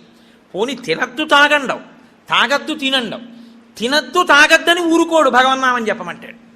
తినద్దనేటప్పటికే ఏమవుతుందంటే, ఏకాదశి నాడు ఉపవాసం చేయండి అన్నాను అనుకోండి, ఇంకో దోశ ఇవాళ తినేద్దామండి రేపంతా ఉపవాసం అంటే. కాబట్టి తినద్దు అంటే భయం, తాగద్దు అంటే భయం. తినద్దు తాగద్దు అని ఊరుకోరు. భగవన్నామని చెప్పేటప్పుడు మనసును అలా ఈశ్వరుని యందు నిలబెట్టు అంటారు. ఇప్పుడు ఈ 3 సాధించడం మీ పిల్లల కోసం కాదు, మీ భర్త కోసం కాదు, భార్య కోసం కాదు. ఎవరి కోసం? ఎవరికి వారి కోసం. ప్రతి పక్షంలోనూ ఒకసారి ఈ ఎక్సర్సైజ్ చేస్తే, ఈ వ్యాయామం చేస్తే, రిహార్సల్ అని ఒకటి ఉంటుంది. అంటే చూడండి, ఒక నృత్య ప్రదర్శన చేసేవాళ్ళు 10 మాటలు బయట వేసుకుంటారు ఒకసారి, ఇలా వేద్దాం ఇలా వేద్దాం. దాన్ని తీసుకొచ్చి చిట్ట చివర ఒకసారి రంగస్థలం మీద వేసేస్తారు. అలాగే ప్రతి పక్షంలోనూ ఒకసారి రిహార్సల్ వేస్తాడు. వెళ్ళిపోయేటటువంటి పద్ధతిని ఊహ చేస్తాడు. ఏమీ తినడం, ఏమీ తాగడం, ఈశ్వరుణ్ణే స్మరిస్తూ ఉంటాడు. ఇప్పుడు ఇది క్లేశపడిపోతూ ఉంటుంది. మనసుని మాత్రం ఈశ్వరుని ఎందే పెట్టుంచుతాడు. ఇది బాగా అలవాటైపోయింది. ఆ రోజు వచ్చేసింది, తినకూడదు తాగకూడదు, ఈశ్వరుడి మీద మనసు పెట్టాలి. అభ్యాసం కూసు విద్య కదూ, నిలబెట్టేస్తాడు. నిలబెట్టేస్తే ఏమయ్యాడు? ఆఖరి ఊపిరిలో కూడా ఆయన పేరు చెప్తూ వెళ్ళిపోతాడు. మరి డాక్టర్లు ఉన్నారు కదండి అని మీరు అనొచ్చు. 1,000,000 మంది వైద్యులు కూడి వచ్చినా కానీ మరణమయ్యేది వ్యాధి మాన్పలేరు. చచ్చిపోయే వాళ్ళందరూ డాక్టర్లు లేక చచ్చిపోయారు అనుకోకండి. ఈశ్వరుడు ఆయుర్దాయం ఇవ్వాలనుకుంటే డాక్టర్ రూపంలో అనుగ్రహించగలడంతే. ఈశ్వరుడు ఇచ్చినవాడు. కాబట్టి ఏకాదశి వ్రతానికి ఉన్న ప్రధాన ప్రయోజనమేమి? అది మృత్యువుని వచ్చినప్పుడు ఎలా ఉంటుందో తత్సంబంధమైనటువంటి తర్ఫీదు మనసుకు ఇచ్చుట. అందుకే ఏ వ్రతానికి చెప్పండి ఏకాదశి వ్రతం చాపి త్రయం అత్యంత దుర్లభం అని ఎందుకంటారో తెలుసా అండి? అసలు నువ్వు అలా ఊహ చేస్తూ కూర్చుని సిద్ధంగా ఉండడం 1/2 గంట చెయ్యలేవు. ఓ వారం ఓ పక్షంలో చేసే, అయ్యి బాబోయ్ అలా మళ్ళీ ఏకాదశి వచ్చేస్తే మళ్ళీ అలా ఊహిస్తూ అలా ఉండాలంటే భయంగా ఉందండి, ముక్కోటి ఏకాదశి చేసేస్తానండి అంటే. కాబట్టి ఈశ్వరుడు అంటాడు, పోన్లే ఏడాదంతా చేయలేవా, బెంగెట్టుకోకు, ఏడాదంతటికి బదులుగా ముక్కోటి ఏకాదశి చేస్తావా, అప్పుడు నేను ఎన్ని ఫలితాలు ఇవ్వాలి నీకు? 23 ఏకాదశుల ఫలితం ఇవ్వాలి. అథవా ఈ ఏకాదశితో కలిపి 24 ఏకాదశుల ఫలితం ఇవ్వాలి. కానీ నేను ఒకటి ఎక్కువ అడుగుతాను, దానికి తగినంత నీకు ఇస్తాను. నేను అడిగిన ఎక్కువ చెయ్యాలి, నువ్వు అడిగిన దానికన్నా కొన్ని కోటి రెట్లు ఇస్తా. 3 కోట్ల ఏకాదశుల ఫలితం ఇస్తా. కానీ మామూలు ఏకాదశుల కన్నా విరుద్ధంగా నువ్వు దీన్ని చెయ్యాలి. ఎందువల్ల విరుద్ధంగా చేయవలసి ఉంటుంది ముక్కోటి ఏకాదశి అంటే, మామూలు ఏకాదశి నాడు మీరు ఉపవాసం చేసేటప్పుడు పండు కాని, కాయ కాని, అథవా కాసిన పాలు కాని తాగితే ఉపద్రవం ఏం రాదు, దానికి దోషం పట్టదు శాస్త్రం. ఎందుకంటే శాస్త్రం ఉపవాసం మీద చర్చ చేస్తుంది. ఉపనిషత్తుల్లో ఆ విషయం ఉంది, వేదంలో ఆ విషయం ఉంది. ఎప్పుడెప్పుడు ఉపవాసం ఎలా చెయ్యాలి అన్నది ఉంది. ఆదివారం నాడు కానీ, పౌర్ణమి నాడు కానీ, అమావాస్య నాడు కానీ రాత్రి ఉపవాసం మాత్రమే చెయ్యాలి. పగటిపూట ఉపవాసం చేయకూడదు. ఆదివారం నాడు రాత్రి ఏమీ తినకూడదు. పౌర్ణమి నాడు రాత్రి ఏమీ తినకూడదు. అమావాస్య నాడు రాత్రి ఏమీ తినకూడదు. ఆ ఉపవాస నియమం అక్కడ వరకే. పగటిపూట మీరు భోజనం చేసినా పలహారం చేసినా శాస్త్రం అడ్డురాదు. సాధారణంగా శాస్త్రం ఏం చెప్తుందంటే 2 పర్యాయములు తీసుకోమని చెప్తుంది. 2 పర్యాయములు తీసుకోవచ్చు. కానీ ఇక రాత్రి వేళ తినకూడదు. అష్టమి తిథి, చతుర్దశి తిథి, ఈ 2 తిథుల్లో పగటి వేళ తినకూడదు, రాత్రి వేళ తినాలి.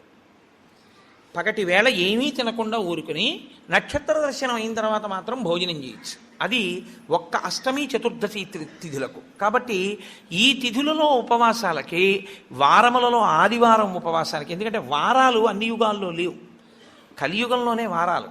మీరు రామాయణాన్ని చూస్తే రామాయణంలో వారాలు ఉండవు. కాబట్టి వార నియమం ఎవరికి వచ్చిందంటే ఒక్క కలియుగంలోనే వచ్చింది. కలియుగంలో ఆదివారమే ఉపవాసం ఎందుకు పెట్టారో తెలుసా అండి? ఆరోగ్యం భాస్కరాది చేత్. ఆరోగ్యము సూర్యభగవానుడి యొక్క అనుగ్రహంతో నిలబడుతుంది. సూర్యభగవానుడు అధిదేవతగా కలిగినటువంటి రోజు, ఆయన యొక్క తేజస్సు ఎక్కువగా పరిపుష్టమయ్యే రోజు భానువారము, ఆదివారం. అటువంటి సూర్యభగవానుని యొక్క అనుగ్రహం కలగాలి అంటే ఆదివారం నాడు ఉపవసించాలి. ఉపవసించుట అన్న మాటని మీరు ఎప్పుడు 2 కోణాల్లో అర్థం చేసుకోవాలి. 2 కోణాల్లో అర్థం చేసుకోవడం అంటే కడుపు ఖాళీ అయిన తరువాత మళ్ళీ వేయకుండుట. శరీరానికి ఆరోగ్యం ఎప్పుడూ డాక్టర్ దగ్గరికి వెళ్లకుండా ఉండడానికి 3 ఉన్నవాడు వెళ్ళడు అని ఆయుర్వేదం చెప్తుంది. ఎవరు వెళ్ళడు అంటే కడుపులో వేసిన పదార్థమంతా ఖాళీ అయ్యే వరకు మళ్ళీ వెయ్యనివాడు. కడుపులో పదార్థం వేశారనుకోండి, అది పూర్తిగా పచనం అయిపోయి కడుపు ఖాళీ అయింది, అప్పటి వరకు వేడు మళ్ళీ. అలా వెయ్యని వాడెవడో వాడు వైద్య దర్శనం చెయ్యడు. ఎడం పక్కకి తిరిగి ఎడమ చేతిని తల కింద పెట్టుకుని గుండెలు పరుపుకో బొంతకో తగిలేట్టుగా పడుకున్నవాడు వైద్యుణ్ణి చూడడు. 3, ప్రతిరోజు రాత్రి తాంబూల చర్వణం చేస్తూ కొంచెం సేపు నడిచి పడుకునేవాడు వైద్యుణ్ణి చూడడు. ఈ 3 పూర్ణారోగ్యానికి ఆయుర్వేద శాస్త్రం విధించినటువంటి నియమాలు. అందుకని అలాగే పడుకోవాలి. అందుకే మీరు ఎప్పుడైనా మహాత్ములు పడుకోవడం చూస్తే ఎప్పుడు ఎడం పక్కకే పడుకుంటారు.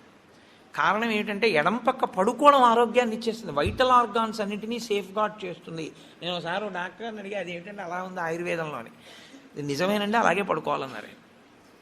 అంతేనండి, మేమైనా అలాగే చెప్తాం, ఎడం పక్కకి తిరిగి పడుకుంటే చాలా మంచిది కోటేశ్వరరావు అన్నలే. కాబట్టి నేను పురాణాల్లో ఉన్న ఎన్నో విషయాలు డాక్టర్లను అడుగుతుంటే వాళ్ళు నిజమేనండి ఇవన్నీ అంటుంటారు. నేను శరత్కాలంలో అమ్మవారి పూజ ఎందుకు చేస్తారు అన్నదాని గురించి దేవీ భాగవతంలో ఉన్న విషయాల్ని కొన్నింటిని ఒకసారి డాక్టర్ గారిని అడిగితే ఆయన నాకు తెల్లబోయే రహస్యాలు చెప్పాడు. మీరు చెప్పినవే హ్యూమన్ ఎనాటమీలోకి మార్చి చెప్తే మాకేం చెప్తారంటే చలికాలంలో తమంత తాముగా నాడులన్నీ కూడా సన్నబడిపోతాయి. చలిగాలికి కొవ్వు చిన్న చిన్న చిన్న చిన్న చిన్న చిన్న గింజల్లా ఉండి పరిగెడుతుంటుంది రక్తంలో. ఎప్పుడైతే నాడులు ఇలా రక్తనాళాలు సంకోచించాయో అది వెళ్ళి ఆగుతుంది. వెనక నుంచి వస్తున్నది వచ్చి దాన్ని తగులుకుని ఆగుతుంది. గసగసాలు ఒకదాన్నొకటి తగులుకున్నట్టుగా తగులుకుని ముద్ద కట్టి ఆగుతుంది. రక్త ప్రవాహం ఆగిపోయి స్ట్రోక్స్ వస్తాయి. చలికాలంలో స్ట్రోక్స్ వస్తాయి కాబట్టి అలా రాకుండా ఉండడానికి దేవీ నవరాత్రులు చేయిస్తారు. దేవీ నవరాత్రుల్లో మృత్యుదంస్ట్ర బయటికి వస్తుందని చెప్పడానికి కారణం అది అని నేను ఒకసారి దేవీ భాగవతం శ్లోకాలు మా ఇంటికి వచ్చిన డాక్టర్ గారికి చూపిస్తే యథార్థంగా మాకు వైద్యం చెప్పినప్పుడు దీన్ని ఇంగ్లీష్లో ఇలా చెప్పారండి, దాన్ని ఆ రోజు ఋషులు ఇలా చెప్పారన్నమాట అని ఆయన తెల్లబోయాడు.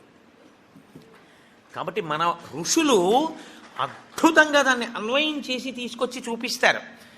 కడుపులో పదార్థము పూర్తిగా అయిపోయేంత వరకు మళ్ళీ పదార్థం అందులో వెయ్యకూడదు. మీరు ప్రతిరోజు అలా వేస్తూ పెడుతున్నారనుకోండి, మళ్ళీ అది కడుపు ఖాళీ అవగానే మళ్ళీ వేశారు. మళ్ళీ అందులోంచి రసాయనాలు ఊరాలి, అది మళ్ళీ తిరుగుతూ ఉండాలి. మీ ప్రయత్నం లేకుండా ఎప్పుడూ తిరుగుతూ మీ ప్రయత్నం లేకుండా ఆగిపోయేటటువంటి స్పందనలు శరీరంలో ఈశ్వరాధీనములై కొన్ని ఉంటాయి. వాటిని మీరు అసలు ఆపలేరు. ఊపిరితిత్తి, గుండె ఇలాంటివి మీరు ఆపు అని అడగను లేరు. నువ్వు విశ్రాంతి తీసుకో అన్నా ఆగను. ప్రయత్నపూర్వకంగా మిగిలిన వాటి ఆరోగ్యం కోసం ఒకదాన్ని ఆపమని చెప్పింది శాస్త్రం. దేన్ని ఆపాలి అంటే కడుపులో ఉన్న కండరముల యొక్క కదలికకి విశ్రాంతినిమ్మని చెప్పింది. కడుపులో ఉన్న కండరములకు విశ్రాంతిని ఎవరిస్తారో అటువంటి వారి ఆరోగ్యము బాగుంటుంది అని.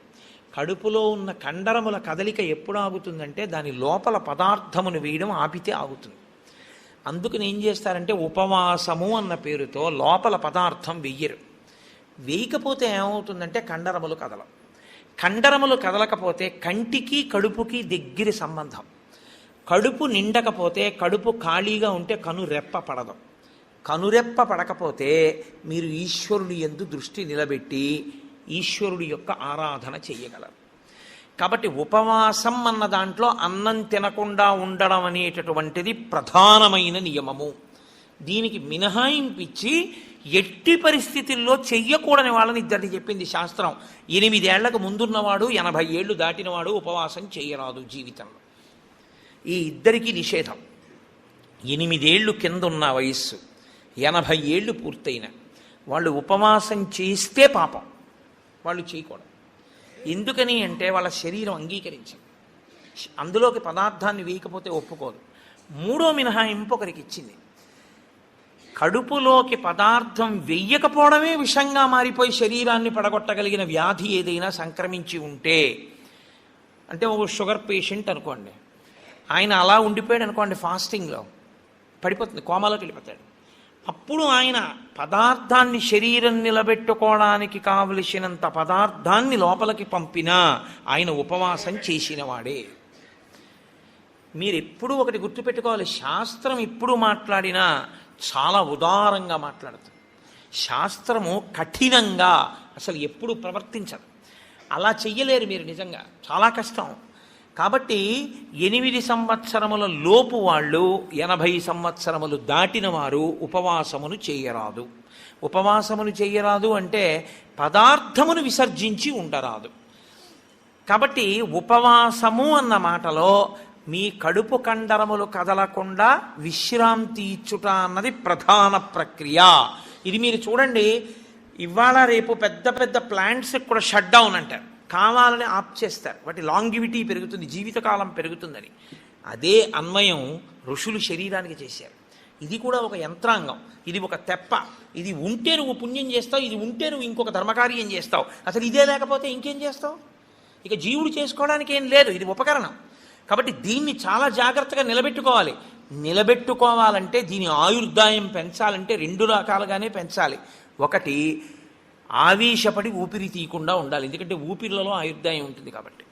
2, అదే పనిగా దొరికింది కదా అని తింటూ ఉండకూడదు, కాబట్టి ఉపవాసం చేయాలి. ఈ 2 ఎవడు చేస్తాడో వాడు దీర్ఘాయుష్మంతుడు అవుతాడు. ఎవడు దీర్ఘాయుష్మంతుడు అవుతాడో వాడు పాపం చేయడానికి దీర్ఘాయుష్మంతుడు కాకూడదు. దేనికి దీర్ఘాయుష్మంతుడు కావాలి అంటే తన జీవుణ్ణి చక్కబెట్టుకోవడానికి దీర్ఘాయుష్మంతుడు కావాలి. అలా చేసేటటువంటి ప్రక్రియలో వచ్చిన అద్భుతమైనటువంటి తిథి ముక్కోటి ఏకాదశి. ఈ ముక్కోటి ఏకాదశి నాడు సర్వేషాం భోజనద్వయం అన్నారు. అది చాలా విచిత్రమైనటువంటి మాట. అసలు ముక్కోటి ఏకాదశి నాడు నువ్వు చెయ్యవలసినది ఏదో తెలుసా? సర్వేషాం భోజనద్వయం. ఈ శ్లోకం చాలా చమత్కారమైనటువంటి శ్లోకము. అందరూ కూడా భోజనద్వయం, 2 మాటలు భోజనం చేయండి. అదేమిటండి, సర్వేషాం భోజనద్వయం అయితే ఉపవాసం ఎక్కడుంది అందులో? మరి ఇప్పటిదాకా మమ్మల్ని పట్టుకు పీకు తినేశావు, శరీరం చెరుక్కర్రన్నావు, దీన్ని నలిపేయాలన్నావు, దీన్ని క్లేశ పెట్టాలన్నావు, ఏకాదశి నాడు పెట్టకండి అన్నావు, ఉపవాసం చెయ్యండి అన్నావు, అలా 23 చేయకపోతే ముక్కోటి ఏకాదశి అయినా చెయ్యన్నావు. ఇన్ని చెప్పిన వాడివి మళ్ళీ ఇప్పుడేమంటున్నావు? ఏకాదశ్యాంతు కర్తవ్యం సర్వేషాం భోజనద్వయం. కర్తవ్యం, తప్పకుండా చెయ్యవలసిన పని. ఏకాదశ్యాంతో, ఏకాదశి నాడు ఏమి? సర్వేషాం, అందరికీ. భోజనద్వయం, 2 మాటలు భోజనం చేయండి. మరి అదేమిటి ఇప్పటిదాకా నేను చెప్పిన ఉపన్యాసం అంతా పోలా ఈ శ్లోకంలో? అది ఎందుకు శ్లోకాన్ని అలా చేస్తారో తెలుసా అండి? పెద్దలు, ఋషులు, మహాత్ములు చాలా అద్భుతమైన ప్రక్రియ చూపిస్తారు. నీకు ఆ అనుమానం బాగా రావాలనే శ్లోకాల రచన చేస్తారు. అప్పుడు నువ్వు సంతోషం ఏమిటంటే నీకు కష్టపడకుండా నీకు కన్సెషన్ ఇచ్చేసినట్లు కనపడితే దాన్ని కన్ఫర్మ్ చేసేసుకోవడానికి తాపత్రయపడిపోతుంది. సుఖపెట్టడానికి ఏదైనా ఛాన్స్ ఇచ్చామనుకోండి, అబ్బా ప్రతి ఏకాదశికి నేను 8 ఏళ్లలోపు 80 ఏళ్ళు పైకి ప్రతి ఏకాదశి నాడు నువ్వు షుగర్ వ్యాధిగ్రస్తుడిని అయితే ఎంత బాగుండో అనిపిస్తుంది. ఎందుకంటే ఉపవాసం అక్కర్లే, ఏదో ఒకటి పడేయచ్చు లోపల. కానీ ఆ శ్లోకానికి అర్థం ఏంటంటే భోజన అంటే ఓ జనులారా, మీ అందరికీ కూడా భోజనద్వయం అంటే భోజనం 2 మాటలు చేయండి అని కాదు. భో అంటే ఓ జనులారా, ద్వయం 2, ఏకాదశ్యాంతు కర్తవ్యం సర్వేషాం, అందరికీ ఏకాదశి నాడు 2 నియమములు పాటించవలసినదే. ఏమిటో తెలుసా 2 నియమాలు? శుద్ధోపవాస ప్రథమ. శుద్ధోపవాసం, ముక్కోట ఏకాదశి నాడు ప్రత్యేకించి శుద్ధోపవాసం. ద్వైతులు నిర్జలోపవాసం చేస్తారు. అసలు వాళ్ళు ఏకాదశి నాడు ద్వైత సంప్రదాయంలో ఉన్న వాళ్ళ ఇంటికి మీరు వెళ్ళినా నీళ్ళు ఇవ్వరు. వాళ్ళు ఏకాదశి నాడు సత్యనారాయణ వ్రతం చేసుకోండి అంటే వాళ్ళు చేయరు. ఎందుకో తెలుసా అండి? ఈశ్వరుడికి నైవేద్యం పెట్టవలసి వస్తుంది. ఈశ్వరుడికి నైవేద్యం పెట్టద్దు వ్రతం చేస్తే, ఆయనకు కూడా పెట్టరు వాళ్ళు. ఆయనకి పెట్టడం కాదు, మీరు వాళ్ళ ఇంటికి వెడితే మీకు పండోకాయ కూడా చేతిలో పెట్టరు. ఏమనుకోకండి, మీరు ఏకాదశి నాడు వచ్చారు మేము ఇవ్వలేమంటారు. వాళ్ళు ఉమ్ము కూడా గుటక వెయ్యరు, మంచినీళ్ళు కూడా తాగరు. మరి అలా రోహిణీ కార్తెలోనూ అప్పుడు ఎలా ఉంటారండి అని మనకు అనుమానం వస్తుంది. అలాగే ఉంటారు. ఇక్కడ కాదు, రాజస్థాన్ ఎడారిలో ఉంటారు. తెలుసా అండి? వాళ్ళకి ఈశ్వరుడి మీద ఉన్న నమ్మకం అటువంటిది. ఏకాదశి వ్రతం వాళ్ళకంత గట్టిది. ఒకసారి ద్వైత సంప్రదాయంలో చాలా సమున్నతమైన స్థితిని పొందినటువంటి వారు, చాలా లబ్ధ ప్రతిష్ఠులు, నేను పేరు ఎందుకు వాడాలి బాగుండదు, వారి ఇంటికి వెళ్ళాను నేను, మా గోపాలకృష్ణ గారు, మేము. వెడితే ఆయన ఏకాదశి నాడు మేము వెళ్ళాం. వెడితే ఆయన అన్నారు, మీరు ఏమనుకోకండి, నేను మంచినీళ్ళు కూడా ఇవ్వను, ఎదురుగుండా మామిడి చెట్ల కాయలు ఉన్నాయి కానీ నేను ఇవ్వనని ఆ ఇంట్లో ఉన్న నౌకర్ని పిలిచి నేను చూడకుండా 4 కాయలు కోసి వాళ్ళకి ఇయ్యన్నారు తప్ప ఆయన కోసి ఆయన చేతితో ఇవ్వాల. ఆయన పెట్టలేనివాడు కాడు, పెట్టుకోనివాడు కాడు, మహాత్ముడు, చాలా గొప్పవాడు, చాలా పెద్ద పదవి చేశాడు ఆయన. ఇప్పటికీ ఆంధ్రదేశంలో స్మరింపబడుతుంటాడు. ఎందుకో తెలుసా అండి? ఆ సంప్రదాయం అటువంటిది. వాళ్ళు ఏకాదశి నాడు శుద్ధోపవాసం, వాళ్ళు నిర్జలోపవాసం, నీటి గుటక కూడా వాళ్ళు వేయరు. కాబట్టి ముక్కోటి ఏకాదశి నాడు నువ్వు అలా చేస్తావా? 23 ఏకాదశులు మినహాయింపిస్తాను. శుద్ధోపవాస ప్రథమ అది చేసేస్తే అయితే ఏదో అలా మొత్తానికి నేను నానా కష్టాలు పడి ఏదో అశుద్ధోపవాసం చేసేస్తానండి, 3 కోట్ల ఏకాదశుల ఫలితం వచ్చేస్తుంది కదా అంటారేమో. సత్కథా శ్రవణం తథాహ, కేవలం తినకుండా కూర్చుంటే ఫలితం ఇవ్వరు. సత్కథా శ్రవణం, మీరు ఏదో భగవత్ సంబంధమైన విషయాన్ని వింటూ ఉండాలి 12 ఘడియలు వచ్చేవారు. ఏకాదశి తిథి పరివ్యాప్తమై ఉన్నంతసేపు తినకుండా ఉండడం ఎంత ప్రధానమో 12 ఘడియలు రాగానే తినేయడం అంత ప్రధానం. ధర్మం మారిపోతుంది అంతే. అందుకే అన్ని రోజుల కన్నా చాలా తొందరగా చద్దన్నం వండుకున్నట్టుగా తెల్లవారుజామున లేచి వంట చేసుకుని తినేసేది ఎప్పుడో తెలుసా అండి? 12 తినాడు తింటారు. 12 పారణ మధ్యాహ్నం చేయకూడదు, 12 తిథి ప్రవేశించగానే చెయ్యాలి. అందుకే ఏకాదశి వ్రతం చేసిన వాడికి శ్రీ మహావిష్ణువే అందేశారు. అంబరీషుడికి దొరకలా? అంబరీషోపాఖ్యానం ఏకాదశి వ్రతం కాదు. 12 ఘడియలు రాగానే నేను పారణ చెయ్యాలంటే కదా, దుర్వాస మహర్షి రాకపోతే నీళ్లు పుచ్చేసుకో, ఫోన్లేవయా మధ్యాహ్నం ఉండదా, 12 సాయంకాలం ఉండదా, ఎప్పుడొస్తే అప్పుడే తింటానని కూర్చున్నాడా? 12 ఘడియలు వచ్చేస్తున్నాయి, మరి ఏం చేయను అంటే పోనీ భోజనం చేయకపోతే నీళ్లు తాగే అన్నారు. నీళ్లు తాగేస్తే కదా ఆయనకి పాపం వచ్చింది. కాబట్టి ఏకాదశి వ్రతం నాడు ఉపవాసం ఎంత ముఖ్యమో 12 తిథి ప్రవేశించగానే 12 ఘడియ తగలగానే అన్నం తినేయడం అంత ముఖ్యం. అన్నం తినేయడం అంత ముఖ్యం అంటే చొక్కా వేసుకుని డైనింగ్ టేబుల్ మీద తినేస్తే ఏకాదశి వ్రతాన్ని కొక్కెత్తుకుపోతుంది. అన్నం ఎలా తినాలో అలాగే తినాలి. పైన చొక్కా బనీను లేకుండా శ్రద్ధాళువువై తినాలి. నువ్వు ఏకాదశి ఉపవాసం చేసి 12 నాడు ఇంకోళ్ళ ఇంట్లో హస్తోదకం పుచ్చుకున్నావు అనుకో, నీ ఏకాదశి వ్రతం పనికిరాదు. అది ఏ నిత్యము చెరించేటటువంటి వారు అటువంటి వారికి పనికొస్తుంది, లేదా ఏదో మహత్తరమైన ప్రయోజనం కోసం తప్పక బయట ఉండవలసి వస్తే వేరు తప్ప అసలు ఉపవాసం చేసిన వాడు తనింట తాను తినాలి. ఎందుకో తెలుసా అండి? మరి మీ ఇంట్లో ఈశ్వరుడికి తులసిదళం వేశావా, మీ ఇంట్లో ఈశ్వరుడికి మహానైవేద్యం పెట్టావా? ఆయన ఉపవాసం లేడక్కడ. ఆయనకి ఏది నైవేద్యం ఏది? నేను మా ఇంటికి తాళం వేసేసి ఇక్కడికి వచ్చి నేను ఇక్కడ ఉపవాసం ఏమిటి? నేను ఇక్కడ ఉపవాసం చేశాను, బాగుంది. ద్వాదశి నాడు మహానైవేద్యం ఎవరికి పెట్టను? నా సింహాసనంలో స్వామి ఉన్నారా? నా సింహాసనంలో స్వామికి అర్చన ఉండాలా? ఆయనకి నేను హస్తయోహ అర్ఘ్యం సమర్పయామి, పాదయోహ పాద్యం సమర్పయామి అని మహానైవేద్యం పెట్టానని నేను తినాలి. నేను ఎవరికి పెట్టను? నా భార్య ఏం పచనం చేసింది? ఎక్కడ వండింది? అందుకే పెద్ద పెద్ద నైమిత్తిక తిథులలో అసలు ఇల్లు విడిచిపెట్టి వెళ్ళకూడదు. వెడితే ఏమవుతుందంటే అసలు తను చేయడానికి అవకాశాన్ని కోల్పోతాడు. మరి నువ్వెందుకు వచ్చావు గుంటూరు అనొచ్చు. ఇంతకన్నా గొప్ప విషయం ఏదో చెయ్యవలసిన అవసరం ఒకటి ఉంది. ఈ సంవత్సరం నేను వదిలిపెట్టినా నేను అలా వెళ్ళడం వల్ల ఒక పెద్ద ప్రయోజనం ఒకటి జరగాలి అని నేను అనుకున్నప్పుడు నేను స్వామికి నమస్కారం చేసి బయలుదేరిపోతానంతే. అప్పుడు అదొక త్యాగం. నేను దాన్ని విడిచిపెట్టేసుకోవడమే త్యాగం అంతే. అందుకే ఏకాదశి వ్రతం అంటే, ఏకాదశి వస్తోంది కదండి నేను బయటికి ఎలా వస్తానని అడగాలి నువ్వు. అంతేగాని ఏకాదశి వస్తుంటే నువ్వు బయటికి వెళ్ళిపోతే వ్రతం ఎలా చేస్తావు? కాబట్టి గుంటూరు వచ్చి ఉపవాసం చేయొచ్చా? చేయకూడదు. కాకినాడలో ఉండి ఉపవాసం చేయాలి. కాబట్టి ముక్కోటి ఏకాదశి చెయ్యడం అంటే శుద్ధోపవాస ప్రథమ నిర్జలోపవాసమే. అంతకన్నా మరి నేను మినహాయింపులు ఇచ్చి చెప్పడం నా వల్ల కాదు. కానీ శాస్త్రం ఒక్కరి విషయంలో మినహాయింపు ఇచ్చింది. శరీర కష్టం చేసుకుని బ్రతికేవాణ్ణి మాత్రం ఉపవాసం చెయ్యమని నిర్బంధించవద్దు. వాడు పడిపోతాడు స్పృహ తప్పి, నీళ్ళు తాగకపోతే. కానీ అవకాశం ఉన్నవాళ్ళు మాత్రం తప్పకుండా చెయ్యవలసినదే, అంతకన్నా మార్గము లేదు. కాబట్టి శుద్ధోపవాస ప్రథమ నిర్జలోపవాసమే చెయ్యాలి. యథార్థమునకు మంచినీటి చుక్క కూడా ఇక ఏకాదశి తిథి నాడు పుచ్చుకోకూడదు. ద్వాదశి వచ్చింది ఇక నువ్వు ఉపవాసం ఉండకూడదు. ద్వాదశి తిథి యందు ఉండగా, తిథి యందు పరివ్యాప్తమై ఉండగా నువ్వు ఉపవసించి ఉండకూడదు. మళ్ళీ వ్యతిరేక ఫలితం వస్తుంది. ద్వాదశి తిథి ప్రవేశించేసింది ఇక నువ్వు పారణ చేసేయాలంతే. ఎలా పారణ చేయాలో తెలుసా అండి? ద్వాదశి తిథి ప్రవేశించేటప్పటికి నువ్వు పరిశేచనం చేసేయాలంతే.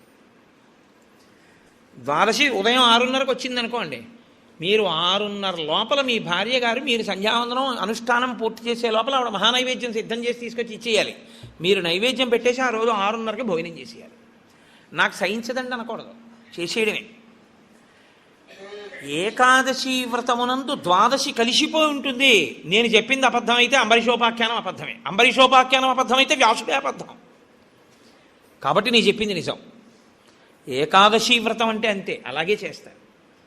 ఇలా కాని చెయ్యగలిగితే ముక్కోటి ఏకాదశి నాడు నీకు నేను 3 కోట్ల ఏకాదశులు చేసిన ఫలితాన్ని నీ ఖాతాలో వేసేస్తాను. ఎందుకో తెలుసా? 1 శరీరమును క్లేశపెట్టావు, 2 మనసును ఏకాగ్రతతో నిలబెట్టావు. కాబట్టి ఏం చేయాలంటే మార్చి మార్చి మార్చి మార్చి మార్చి మార్చి భగవత్కథ యందు కూర్చోవాలి. మరి ఇక దేనికి లేవాలి? శరీర శోధన చేయడానికి, మూత్ర విసర్జన చేయడానికి లోపలికి వెళ్ళిన నీళ్లు లేవు, మల విసర్జన చేయడానికి లోపల వేసిన పదార్థం లేదు, ఇంకెందుకు లేవడం? కాబట్టి లేవక్కర్లేదు. కాబట్టి ఏకాదశి రాగానే కూర్చుంటే ద్వాదశి వచ్చాక లే. అయితే అప్పుడు అందులో ఏముంది? జాగరణ కూడా ఉందా? ఉందా లేదా? ఏకాదశి నాడు ఉపవాసం అంటే అన్నం తినకుండా పగట కూర్చోవడం అని మీకు ఎవరు చెప్పారు? జాగరణ కూడా ఉంది. అందుకే ముక్కోటి ఏకాదశి నియమాలు అన్వయమయ్యేది మళ్ళీ 3 తిథులకు అన్వయం అవుతాయి. 1 మహాశివరాత్రి, 2 గోకులాష్టమి, 3 శ్రీరామనవమి. ముక్కోటి ఏకాదశి నాడు ఏ నియమాలు పాటిస్తారో అవే నియమాలు ఆ 3 తిథుల్లో పాటించాలి. ఈ 3 తిథులలో కూడా మీరు రాత్రి నిద్రపోకూడదు, పగల ఏమీ తినకూడదు. అందుకే చూడండి, మహాశివరాత్రి నాడు నేను పరిచయం చేయడానికి మీకు ఆ తిథి బాగుంటుంది. మహాశివరాత్రి అంటే జాగరణతో కూడిన ఉపవాసమే. అందుకని నిద్రపోయి ఉపవాసం చేసేస్తానంటే అప్పుడు ముందు రోజు ఏ ఇంజక్షన్ చేయించేసి పడుకోవచ్చు. 12 గంటల తర్వాత తెలివచ్చే ఇంజక్షన్ ఒకటి. అలా కుదరదు. మీరు నిద్ర కూడా విసర్జించాలి. ఎందుకో తెలుసా అండి, నిద్ర విసర్జించడంలో చాలా పెద్ద క్లేశం ఉంటుంది.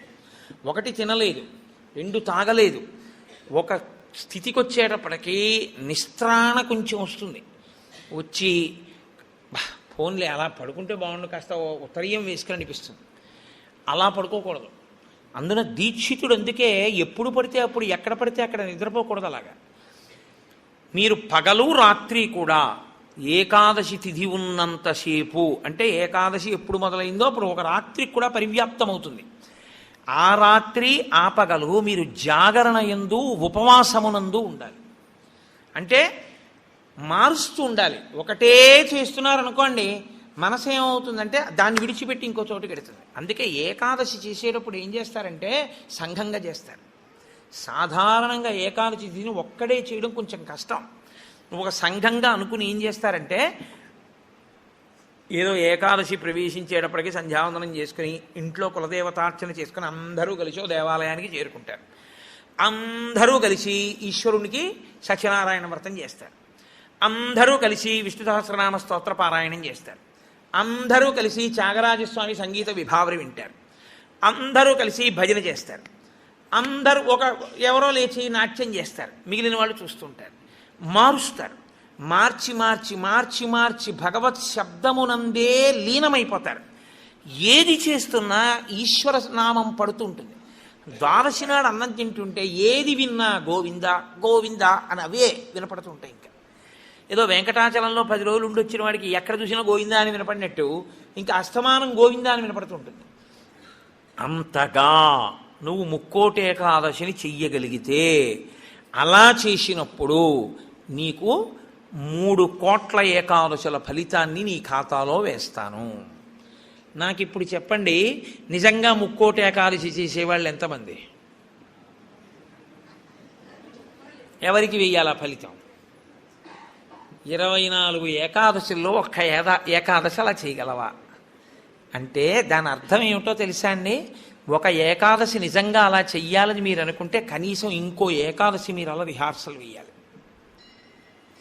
మీరు ఇంకో ఏకాదశికి రిహార్సల్ వేస్తే అది వస్తోంది ఇబ్బంది, కాబట్టి ఆ రోజుని ఇది రాకుండా చూసుకుందామని మీరు జాగ్రత్త పడతారు.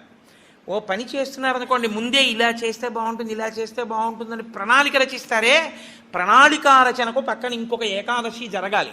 అందుకే ముక్కోటి ఏకాదశి ఒక ఏకాదశి ఎవడు చేయడు, పక్కన ఇంకో ఏకాదశి చేస్తాడు. ఏదో ఏకాదశి చేశారనుకోండి, ఓహో ఏకాదశి చేస్తే ఇదిగో ఇలా ఇలా ఇబ్బందులు ఉంటాయి. నేను మీకు ఒక ఉదాహరణ చెప్తాను.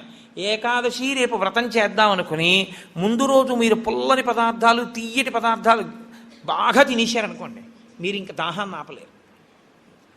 దాహము తనంత తాను పొటమరించకుండా ఉండాలి అంటే మీరు శారీరకమైన ఆంతరమైన జాగ్రత్తలు కొన్ని తీసుకోవాలి. ఒకటి, వేడిగా ఉన్న చోటుకి వెళ్ళి మీరు కూర్చోకూడదు, శరీరం పడిపోతుంది, డిహైడ్రేట్ అయిపోదు. కాబట్టి అందుకే పరమేశ్వరుడు కూడా అనుకూలమైనటువంటి కాలంలో ఇచ్చాడు, పుష్యమాసంలో ఇచ్చాడు. నీటిని శరీరం ఎక్కువ డిమాండ్ చేయదు ఈ టైంలో. ఇది ఆయన పట్టుకెళ్ళి రోహిణీ కార్తీలో పెట్టాడు అనుకోండి, అసలు ఉండడు ఆవిడ చేసేవాడు కదండి. అందుకని పట్టుకొచ్చి హేమంత ఋతువులో పెట్టాడు, తనంత తాను పైనుంచి చల్లగా ఉంటుంది. కాబట్టి ఏకాదశి చెయ్యడం అంటే దాని అర్థం ఏమిటో తెలుసా అండి? దానికి 3 రోజులు ముందు నుంచి మీరు పదార్థముల మీద అదుపులోకి వచ్చేయాలి. ఇక ఒక్కసారి అది తింటే మళ్ళీ ప్రయత్నపూర్వకంగా మీరు మంచినీళ్లు తాగాలనుకుంటే తప్ప దాహం వేయకుండా శరీరం నిలబడగలిగినటువంటి రీతిలో ఆహారం ఏది ఉంటుందో అటువంటి ఆహారాన్ని ఎంచి అంత సాత్విక ఆహారంతో నిలబెట్టాలి. ముందు నిలబెడితే ముక్కోటి ఏకాదశి నాడు నీళ్ళు అడగకుండా ఉంటుంది, శక్తి లోపల నిలబడుతుంది. అంతకు ముందు కొన్ని రోజుల పాటు మీలోని శక్తిని క్షయం చేసేయకుండా మీరు ఉండాలి. మీ తేజోక్షయం చేయకూడదు. అంతకన్నా ఇంకో మాట నేను చెప్పను. అలా మీరు నిలబడగలిగితే ముక్కోటి ఏకాదశికి మీరు సిద్ధపడగలుగుతారు. అకస్మాత్తుగా ముక్కోటి ఏకాదశి ఓటీ చేసేస్తానంటే కుదరదు. కాబట్టి అసలు ముక్కోటి ఏకాదశి అన్నదాని యందు ఎంత సత్యమైన వాక్కులున్నాయో, శరీరమును క్లేశపెట్టడం అనేటటువంటిది శాస్త్రమునందు ప్రతి 11 రోజుల్లో ఒక రోజు తప్పదు. ఏకాదశి అంటే ఆ 11 ఈశ్వరుని యందు నిలబడాలి. 5 జ్ఞానేంద్రియాలు, 5 కర్మేంద్రియాలు, మనస్సు 11 నిలబెట్టాలి. దానికి ఉపవాసం చెయ్యాలి. అథవా ముక్కోటి ఏకాదశి నాడు చెయ్యగలిగినటువంటి ఈ పరిస్థితులన్నింటినీ మీరు సమన్వయం చేసుకున్నా, శరీరాన్ని నిలబెట్టినా, మీ మనసుని తీసుకెళ్లి ఈశ్వరుడి దగ్గర పెట్టడం మాత్రం అంత తేలికైన విషయం కాదు. కాబట్టి నేను మిమ్మల్ని అందరినీ నిరుత్సాహపరుస్తున్నాను అని మీరు అనుకోవద్దు. మీరు ఎప్పుడూ ఒక్క విషయం గుర్తుపెట్టుకోండి, మీరు ఏం చేశారు అన్నదాన్ని బట్టి 100% సిలబస్ బట్టి మార్కులు ఈశ్వరుడు వేయడం. మీ ప్రయత్నాన్ని చూసి హర్షించి వేసేస్తాడు ఆయన. అసలు మీరు సంకల్పం ఒకటి చేశారనుకోండి, వచ్చే సంవత్సరం ముక్కోటి ఏకాదశి మనం ఎలా చేసుకుందాం అని ఓ 10 మంది పెద్దలు కూర్చుని, వచ్చే ఏడాది మన దేవాలయంలో ముక్కోటి ఏకాదశి చేద్దాం, వచ్చే ఏడాది ముక్కోటి ఏకాదశి చేయడానికి నిజంగా అలా శరీరంలో పదార్థం వెయ్యకపోయినా నిలబడగలిగిన శరీరాలు ఇన్నున్నాయి. ఇందులో ఎంతమంది ఆ దారుఢ్యం ఉన్నవాళ్ళు ఉన్నారు? వాళ్ళని సప్తమి తిథి నుంచే మనం ఎలా సిద్ధం చేద్దాం. వాళ్ళని సిద్ధం చేసి ముక్కోటి ఏకాదశి నాడు ఎంతసేపు ఉండగలిగితే అంతసేపు ఉంటాడు. ఇక తప్పలేదు, 4 నీళ్లు గుటకలు వేయవలసి ఉంటుంది. నన్ను నమ్మండి, మీ ఉపవాసం పాడవాలి. అది పుచ్చుకోకపోతే శరీరం పడిపోతుంది. ఇప్పుడు ధర్మం ఏమైపోతుందో తెలుసా అండి? ఆమరణ నిరాహార దీక్ష శాస్త్రమునందు అత్యంత మహాపాపము. మీ శరీరం పడిపోయే వరకు మీరు మీ ఏమీ తినను, ఏమీ తాగదు అని భీష్మిస్తే ఆ వ్రతఫలం ఇవ్వరు, పిశాచత్వం ఇస్తారు. అన్నం తినకుండా, నీళ్లు పుచ్చుకోకుండా ఎవడైనా శరీరాన్ని పడగొడితే వాడి జీవుణ్ణి పిశాచంలోకి ప్రవేశపెడతారు. అందుకని ఇప్పుడు మీ ప్రయత్నం మీరు చేశారు, ఇక శరీరం పడిపోతుంది, తప్పదు, నీళ్లు పుచ్చుకోవాలి. ఇప్పుడు మీరు ఎంత నీరు తాగితే శరీరం నిలబడుతుందో అన్ని నీళ్లు తాగారు, అది ఉపవాసంలో అంతర్భాగం అయిపోతుంది. ఇప్పుడు ఒక్క అరటిపండు లోపల వేయకపోతే శరీరం నిలబడదు. ఓ అరటిపండు లోపల పడేశారు, మీకు ఉపవాసమునకు భంగము రాదు. కాబట్టి గురుముఖత చాలా జాగ్రత్తగా శాస్త్రము చెప్పిన నియమములను బాగా విని, అసలు దాని మీద తర్ఫీదు ఏడాది మొదలుపెట్టారనుకోండి, మీరు చాలా తక్కువ మందితో మేము ఇలా చేస్తాం అన్న సంకల్పం 1. 2, అన్నిటికన్నా ప్రధానంగా దృష్టిలో పెట్టుకుని చేయవలసింది ఏమిటో తెలుసా అండి? నీరు పుచ్చుకోకుండా, ఆహారము పుచ్చుకోనప్పుడు మనసు ఆ స్థితికి వెడుతున్నప్పుడు ఎంత ఖేదపడుతుందో ఇప్పుడు అర్థమవుతోంది. ఇప్పుడు మనసు నిలబెట్టడం అనేది ఎంత కష్టమో తర్ఫీదు చేస్తానంటూ నిలబెడుతున్నాడు అనుకోండి, వాడు ఆఖరికి ఈశ్వరుని యందు కలిసిపోతాడు. ఆ ఒక్క ప్రయత్నంతో వాడికి మనసు లొంగిపోతుంది. అంతే, లొంగిపోయి ఈశ్వరనామమును ఎంత ఖేదంలోనైనా చెప్పడం వాడికి అలవాటు అవుతుంది.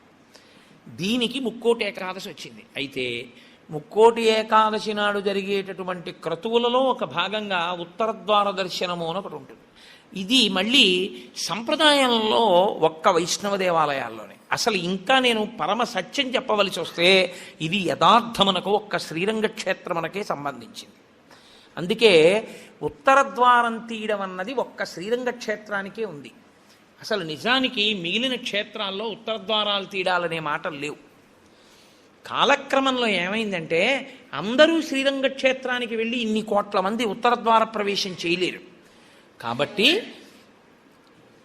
కొంతలో కొంత ఎక్కడ ఉన్న విష్ణు క్షేత్రాన్ని అక్కడే శ్రీరంగ క్షేత్రంగా భావన చేసి రంగనాథుణ్ణి స్మరిస్తూ ఉత్తరద్వారంలోంచి వెడతారు. ఉత్తరద్వారంలోంచి ఆ రోజున శ్రీ మహావిష్ణువు ఏమీ చెయ్యలేనివాడు, అన్ని విధాల ఇంకా అసలు నేను ఈశ్వర ఏమీ చెయ్యలేను, నువ్వే నాకు ఆధారం, నువ్వే నన్ను తీసుకుపో అన్నవాణ్ణి ఉత్తరద్వారం తెరిచి తనతో తీసుకుపోతాడు. ఉత్తరద్వారం తీస్తే మీరు ఎటువైపు ఎడతారు? ఉత్తరానికి ఎడతారు కదండి. ఉత్తరద్వారం ఎందుకు తీయడం? దక్షిణ ద్వారం తీయకూడదా, తూర్పు ద్వారం తీయకూడదా? తూర్పు మంచిది కదా, మరి ఉత్తరద్వారం ఎందుకు? అంటే మీరు యథార్థాన్ని గమనిస్తే ఉత్తరాన ఏముంటుందో తెలుసా అండి? హిమాలయాలు ఉంటాయి, ఉత్తరాన కైలాసం ఉంటుంది, ఉత్తరాన మృత్యుంజయుడు పరమేశ్వరుడు ఉంటాడు. ఉత్తర దిక్కుకి ప్రయాణం చెయ్యడం అంటే దక్షిణ దిక్కుకి ప్రయాణం ఆగిపోవడం. దక్షిణ దిక్కుకి ఏది ఎడుతుందంటే శ్మశానం ఉంటుంది దక్షిణ దిక్కున. ఎన్ని కోట్ల జన్మలెత్తినా ఆఖరికి శరీరం వెళ్ళిపోయేది అక్కడికి. ఎవడు ఈశ్వరుడితో పాటు ఉత్తినే ఉత్తరద్వారంలోంచి వెళ్ళడం కాదు, అసలు నిజంగా ఉత్తరద్వారంలోంచి వెళ్ళడం అంటే ఏమిటో తెలుసా అండి? ఈశ్వరుడి పల్లకి వెళ్ళి పల్లకి వెంట వీళ్ళు వెళ్ళాలి. అసలు శాస్త్రం అది. ఈశ్వరుడికి ఆ రోజున అర్చన చేసి పల్లకీ పట్టుకుని పల్లకీని తీసుకెడతారు ఉత్తరద్వారంలోంచి. ఆయనతో వెళ్ళాలి. నువ్వు తినే ఉత్తరద్వారంలోంచి వెళితే నీకేం వస్తుంది? ఆయన వెళ్ళిన ఉత్తరద్వారంలోంచి వెళ్ళాలనుకోవాలి. అథవా అసలు నిజంగా వెళ్ళవలసింది ఏమిటంటే ఈశ్వరుడితో వెళ్ళాలి. కనీసంలో కనీసం నీ బాధ్యత ఏమిటి? ఉత్తరద్వారంలోంచి నువ్వు వెళ్ళాలనుకుంటే ఈశ్వరుడితో వెళ్ళేటప్పుడు ఎలా వెళ్ళాలో నువ్వు అలా వెళ్ళాలి. ఈశ్వరుడితో వెళ్ళేటప్పుడు వెళ్ళేవాడు ఎలా వెళ్ళాలి? వైదికంగా వెళ్ళాలి. పైన చొక్కా బనీను ఏమీ లేకుండా ఉత్తరీయాన్ని మాత్రమే కప్పుకొని పంచ గోచీ పోసి కట్టుకోకుండా వెళ్ళకూడదు. గోచీ పోసి కుర్చీళ్ళు పెట్టుకుని వెనక్కి దోపుకోకుండా వెడితే మహాపాపం. వేదం పటలపన్నం చెప్తోంది. కాబట్టి కుర్చీళ్ళు పెట్టి గోచీ పోసి వెనక దోపి అన్నీ విప్పి ఉత్తరీయం వేసుకుని ఎవరి సంప్రదాయానుసారం వారు తిలకధారణ చెయ్యాలి.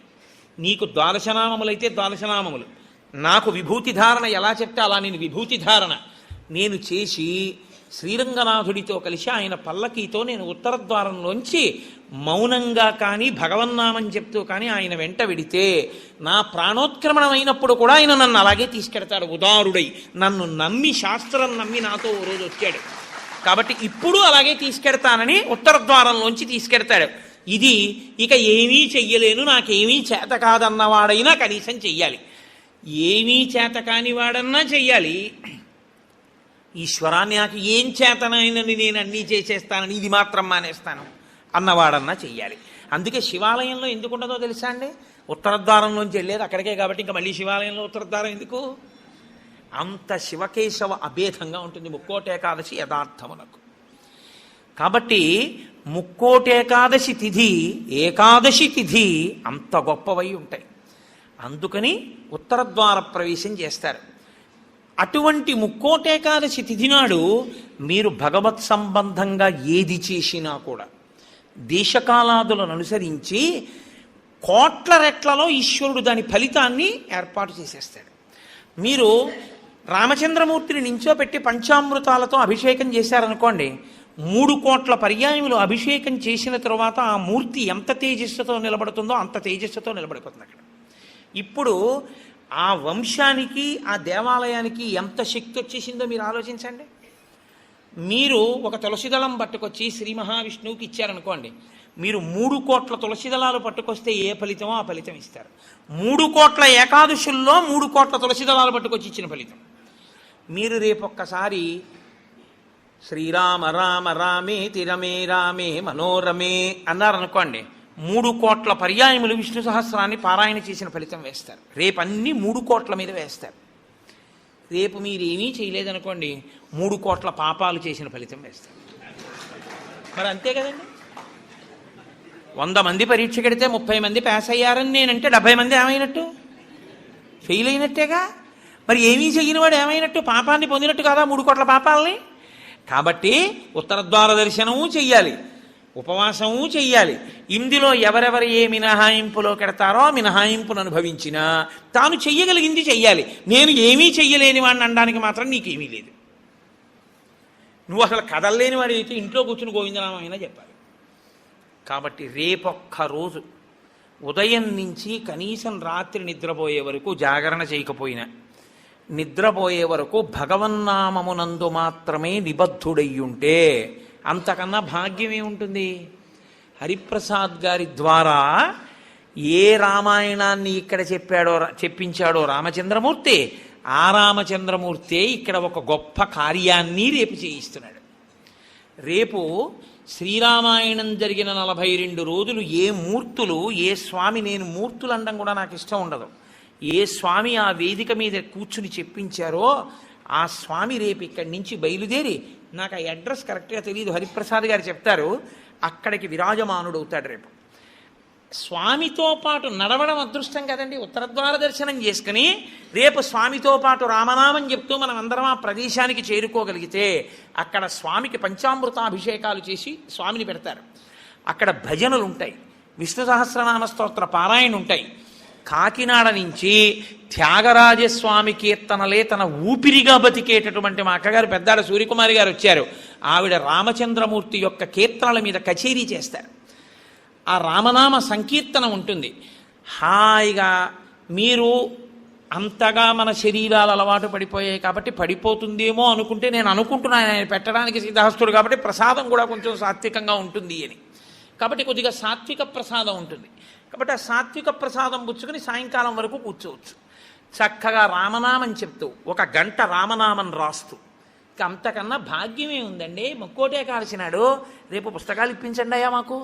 1 గంట రామనామం రాసుకొని రామనామం చెప్పుకొని విష్ణు సహస్రం పారాయణ చేసుకుని తులసి అర్చన చేసుకుని పంచామృతాభిషేకం చూసుకుని కీర్తనలు చూసుకుని నేను కాకినాడ వెళ్ళిపోతాను, మీరు ఇంటికి వెళ్ళిపోతారు.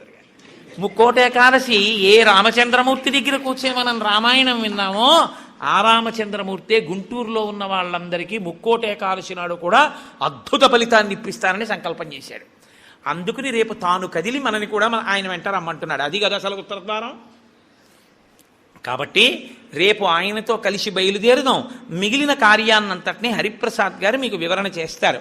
ఇంకొక విషయం, మృగశిరా నక్షత్ర సంజాతులైనటువంటి జగద్గురువులు, మహాపురుషులు, ప్రాతస్మరణీయులు ఎవరి పేరు స్మరించినంత మాత్రం చేత అజ్ఞానాం జాహ్నవీ తీర్థం, సర్వేషాం సుఖదం తీర్థం, భారతీ తీర్థమాశ్రయే. ఆయన మహానుభావుడు. సర్వేషాం సుఖదం, ప్రతి వారికి సుఖమునివ్వగలిగినటువంటి వారు. అజ్ఞానులైనటువంటి వారికి గంగాతీర్థము వంటి వారు. అటువంటి భారతీ తీర్థస్వామి వారు శృంగగిరి పీఠానికి పీఠాధిపత్యంలో ఉన్నారు ఇప్పుడు. వారి నక్షత్రం ఉన్న రోజుల్లో అన్ని చోట్ల కూడా గురుపాదుకా పూజ జరుగుతోంది. గురుపాదుక, మీరు ఎప్పుడు ఒక విషయాన్ని జ్ఞాపకం పెట్టుకోవాలి. గురుపాదుకకి ఎందుకు పూజ? చెప్పులకి పూజ లేదుగా లోకంలో. ఒక రామచంద్రమూర్తి పాదుకలకి చేశారు. నన్ను గౌరవించవచ్చు, నా చెప్పుల్ని ఎవరు గౌరవిస్తారు? కోటేశ్వరారు, మీరు కట్టి విప్పిన పంచి ఇవ్వండి అని అడిగిన వాళ్ళు ఉన్నారు నన్ను. మీరు వేసుకు విప్పిన చెప్పులు ఇవ్వండి అని నన్ను ఎవరు అడగకూడదు కూడా. నేను అంత గొప్పవాడిని ఏం కాను. కానీ గురుపాదుకలను ఇస్తారు. ఎందుకో తెలుసా అండి? గురువుగారు నిలబడిన కారణం చేత గురువుగారి యొక్క శక్తి అంతా పాదములలోని నాడీమండలంలో ఉంటుంది. కొయ్య ఉపాసనా బలాన్ని పుచ్చుకుంటుంది. పుచ్చుకుని ఇబ్బంది లేకుండా సాధకుడిని కాపాడుతుంది. అందుకే కొయ్యపీట మీద కూర్చుంటారు. కొయ్య పాదుకలు వేసుకొని జగద్గురువులు తిరుగుతారు. వారి పాదములలో ఏ అనుగ్రహ శక్తిని పొంది ఉంటాయో ఆ అనుగ్రహ శక్తి ఆ కొయ్య పాదుకలలోకి కూడా దిగుతుంది. పాదుకలకి పూజ ఒకటి, పాదములకు పూజ ఒకటి కాదు. పాదుకా పూజయే పాదపూజ. పాదపూజ కన్నా పాదుకా పూజ గొప్పది. ఎందుకో తెలుసా అండి? పాదాలకి పూజ చేయడంలో కనీసం నీ అహంకారం అడ్డు రాకుండా ఉంటుంది. ఆయన మహాత్ముడు రావు, ఒకసారి నమస్కారం పెడదా ఉంటాం. ఆయన వేసుకు విప్పిన పాదుకలు రా అని నమస్కారం పెట్టాలంటే నువ్వు బాగా అహంకార పరిత్యాగం చేసి ఉండాలి. అప్పుడు నీ యందు గురుకటాక్షం బాగా ప్రసరిస్తుంది. ఎవరికి గురుకటాక్షం ప్రసరిస్తుందో వారికి పరబ్రహ్మమే అనుగ్రహిస్తుంది. కాబట్టి అటువంటి గురుపాదుకా పూజలు అనేక చోట్ల ప్రారంభమయ్యాయి. 3-4 ప్రదేశాల్లో జరిగేయట. మీ అదృష్ట విశేషం ఏమిటంటే ఇక్కడ గుంటూరుకి కల్పవృక్షంలో దొరికారు హరిప్రసాద్ గారు. శృంగగిరి పీఠాధిపతులకి వారి ఎందున్న వాత్సల్యం చేత ఈ మృగశిరా నక్షత్రంలో ఈసారి వచ్చేటటువంటి విరోధీనామ సంవత్సర పుష్యశుక్ల చతుర్దశి అంటే పగటిపూట ఉపవాసం చేయవలసిన తిథి. పుష్యశుక్ల చతుర్దశి బుధవారం నాడు గుంటూరు శృంగగిరి పీఠంలో గురుపాదుకా పూజ జరుగుతుంది. కాబట్టి ఆ వేళలో వారు చెప్తారు, మీ అందరూ చక్కగా గురుపాదుకా పూజలో కూడా పాల్గొని తత్సంబంధమైనటువంటి ప్రసాదమును పొంది గురువుగారి యొక్క అనుగ్రహమును సంపూర్ణముగా పొందెదరుగాక అని మీకు నేను ఈ విషయాన్ని కూడా విజ్ఞాపన చేస్తూ ఇతర వివరములను మాన్య శ్రీ హరిప్రసాద్ గారు వివరిస్తారు. ఇక్కడతో నా ఉపన్యాసాన్ని పూర్తి చేస్తూ మంగళాశాసనపరై మదాచార్య పురోగమై సర్వైశ్చ పూర్వైరాచార్యై సత్కృతాయాస్తు మంగళం. మంగళం కోసలేంద్రాయ మహనీయ గుణాత్మనే చక్రవర్తి తనూజాయ సర్వభౌమాయ మంగళం. ఉమాకాంతాయ కాంతాయ కామితార్థప్రదాయినే శ్రీగిరీశాయ దేవాయ మలినాథాయ మంగళం. కరచరణకృతం వా కర్మవాక్కాయజం వా శ్రవణనైనజం వా మానసం వాపరాధం విహితం వా సర్వమేత్తక్షమస్వ శివ శివ కరుణాబ్ధే శ్రీ మహాదేవ శంభో. సర్వం శ్రీ ఉమామహేశ్వర బ్రహ్మార్పణమస్తు. స్వస్తి.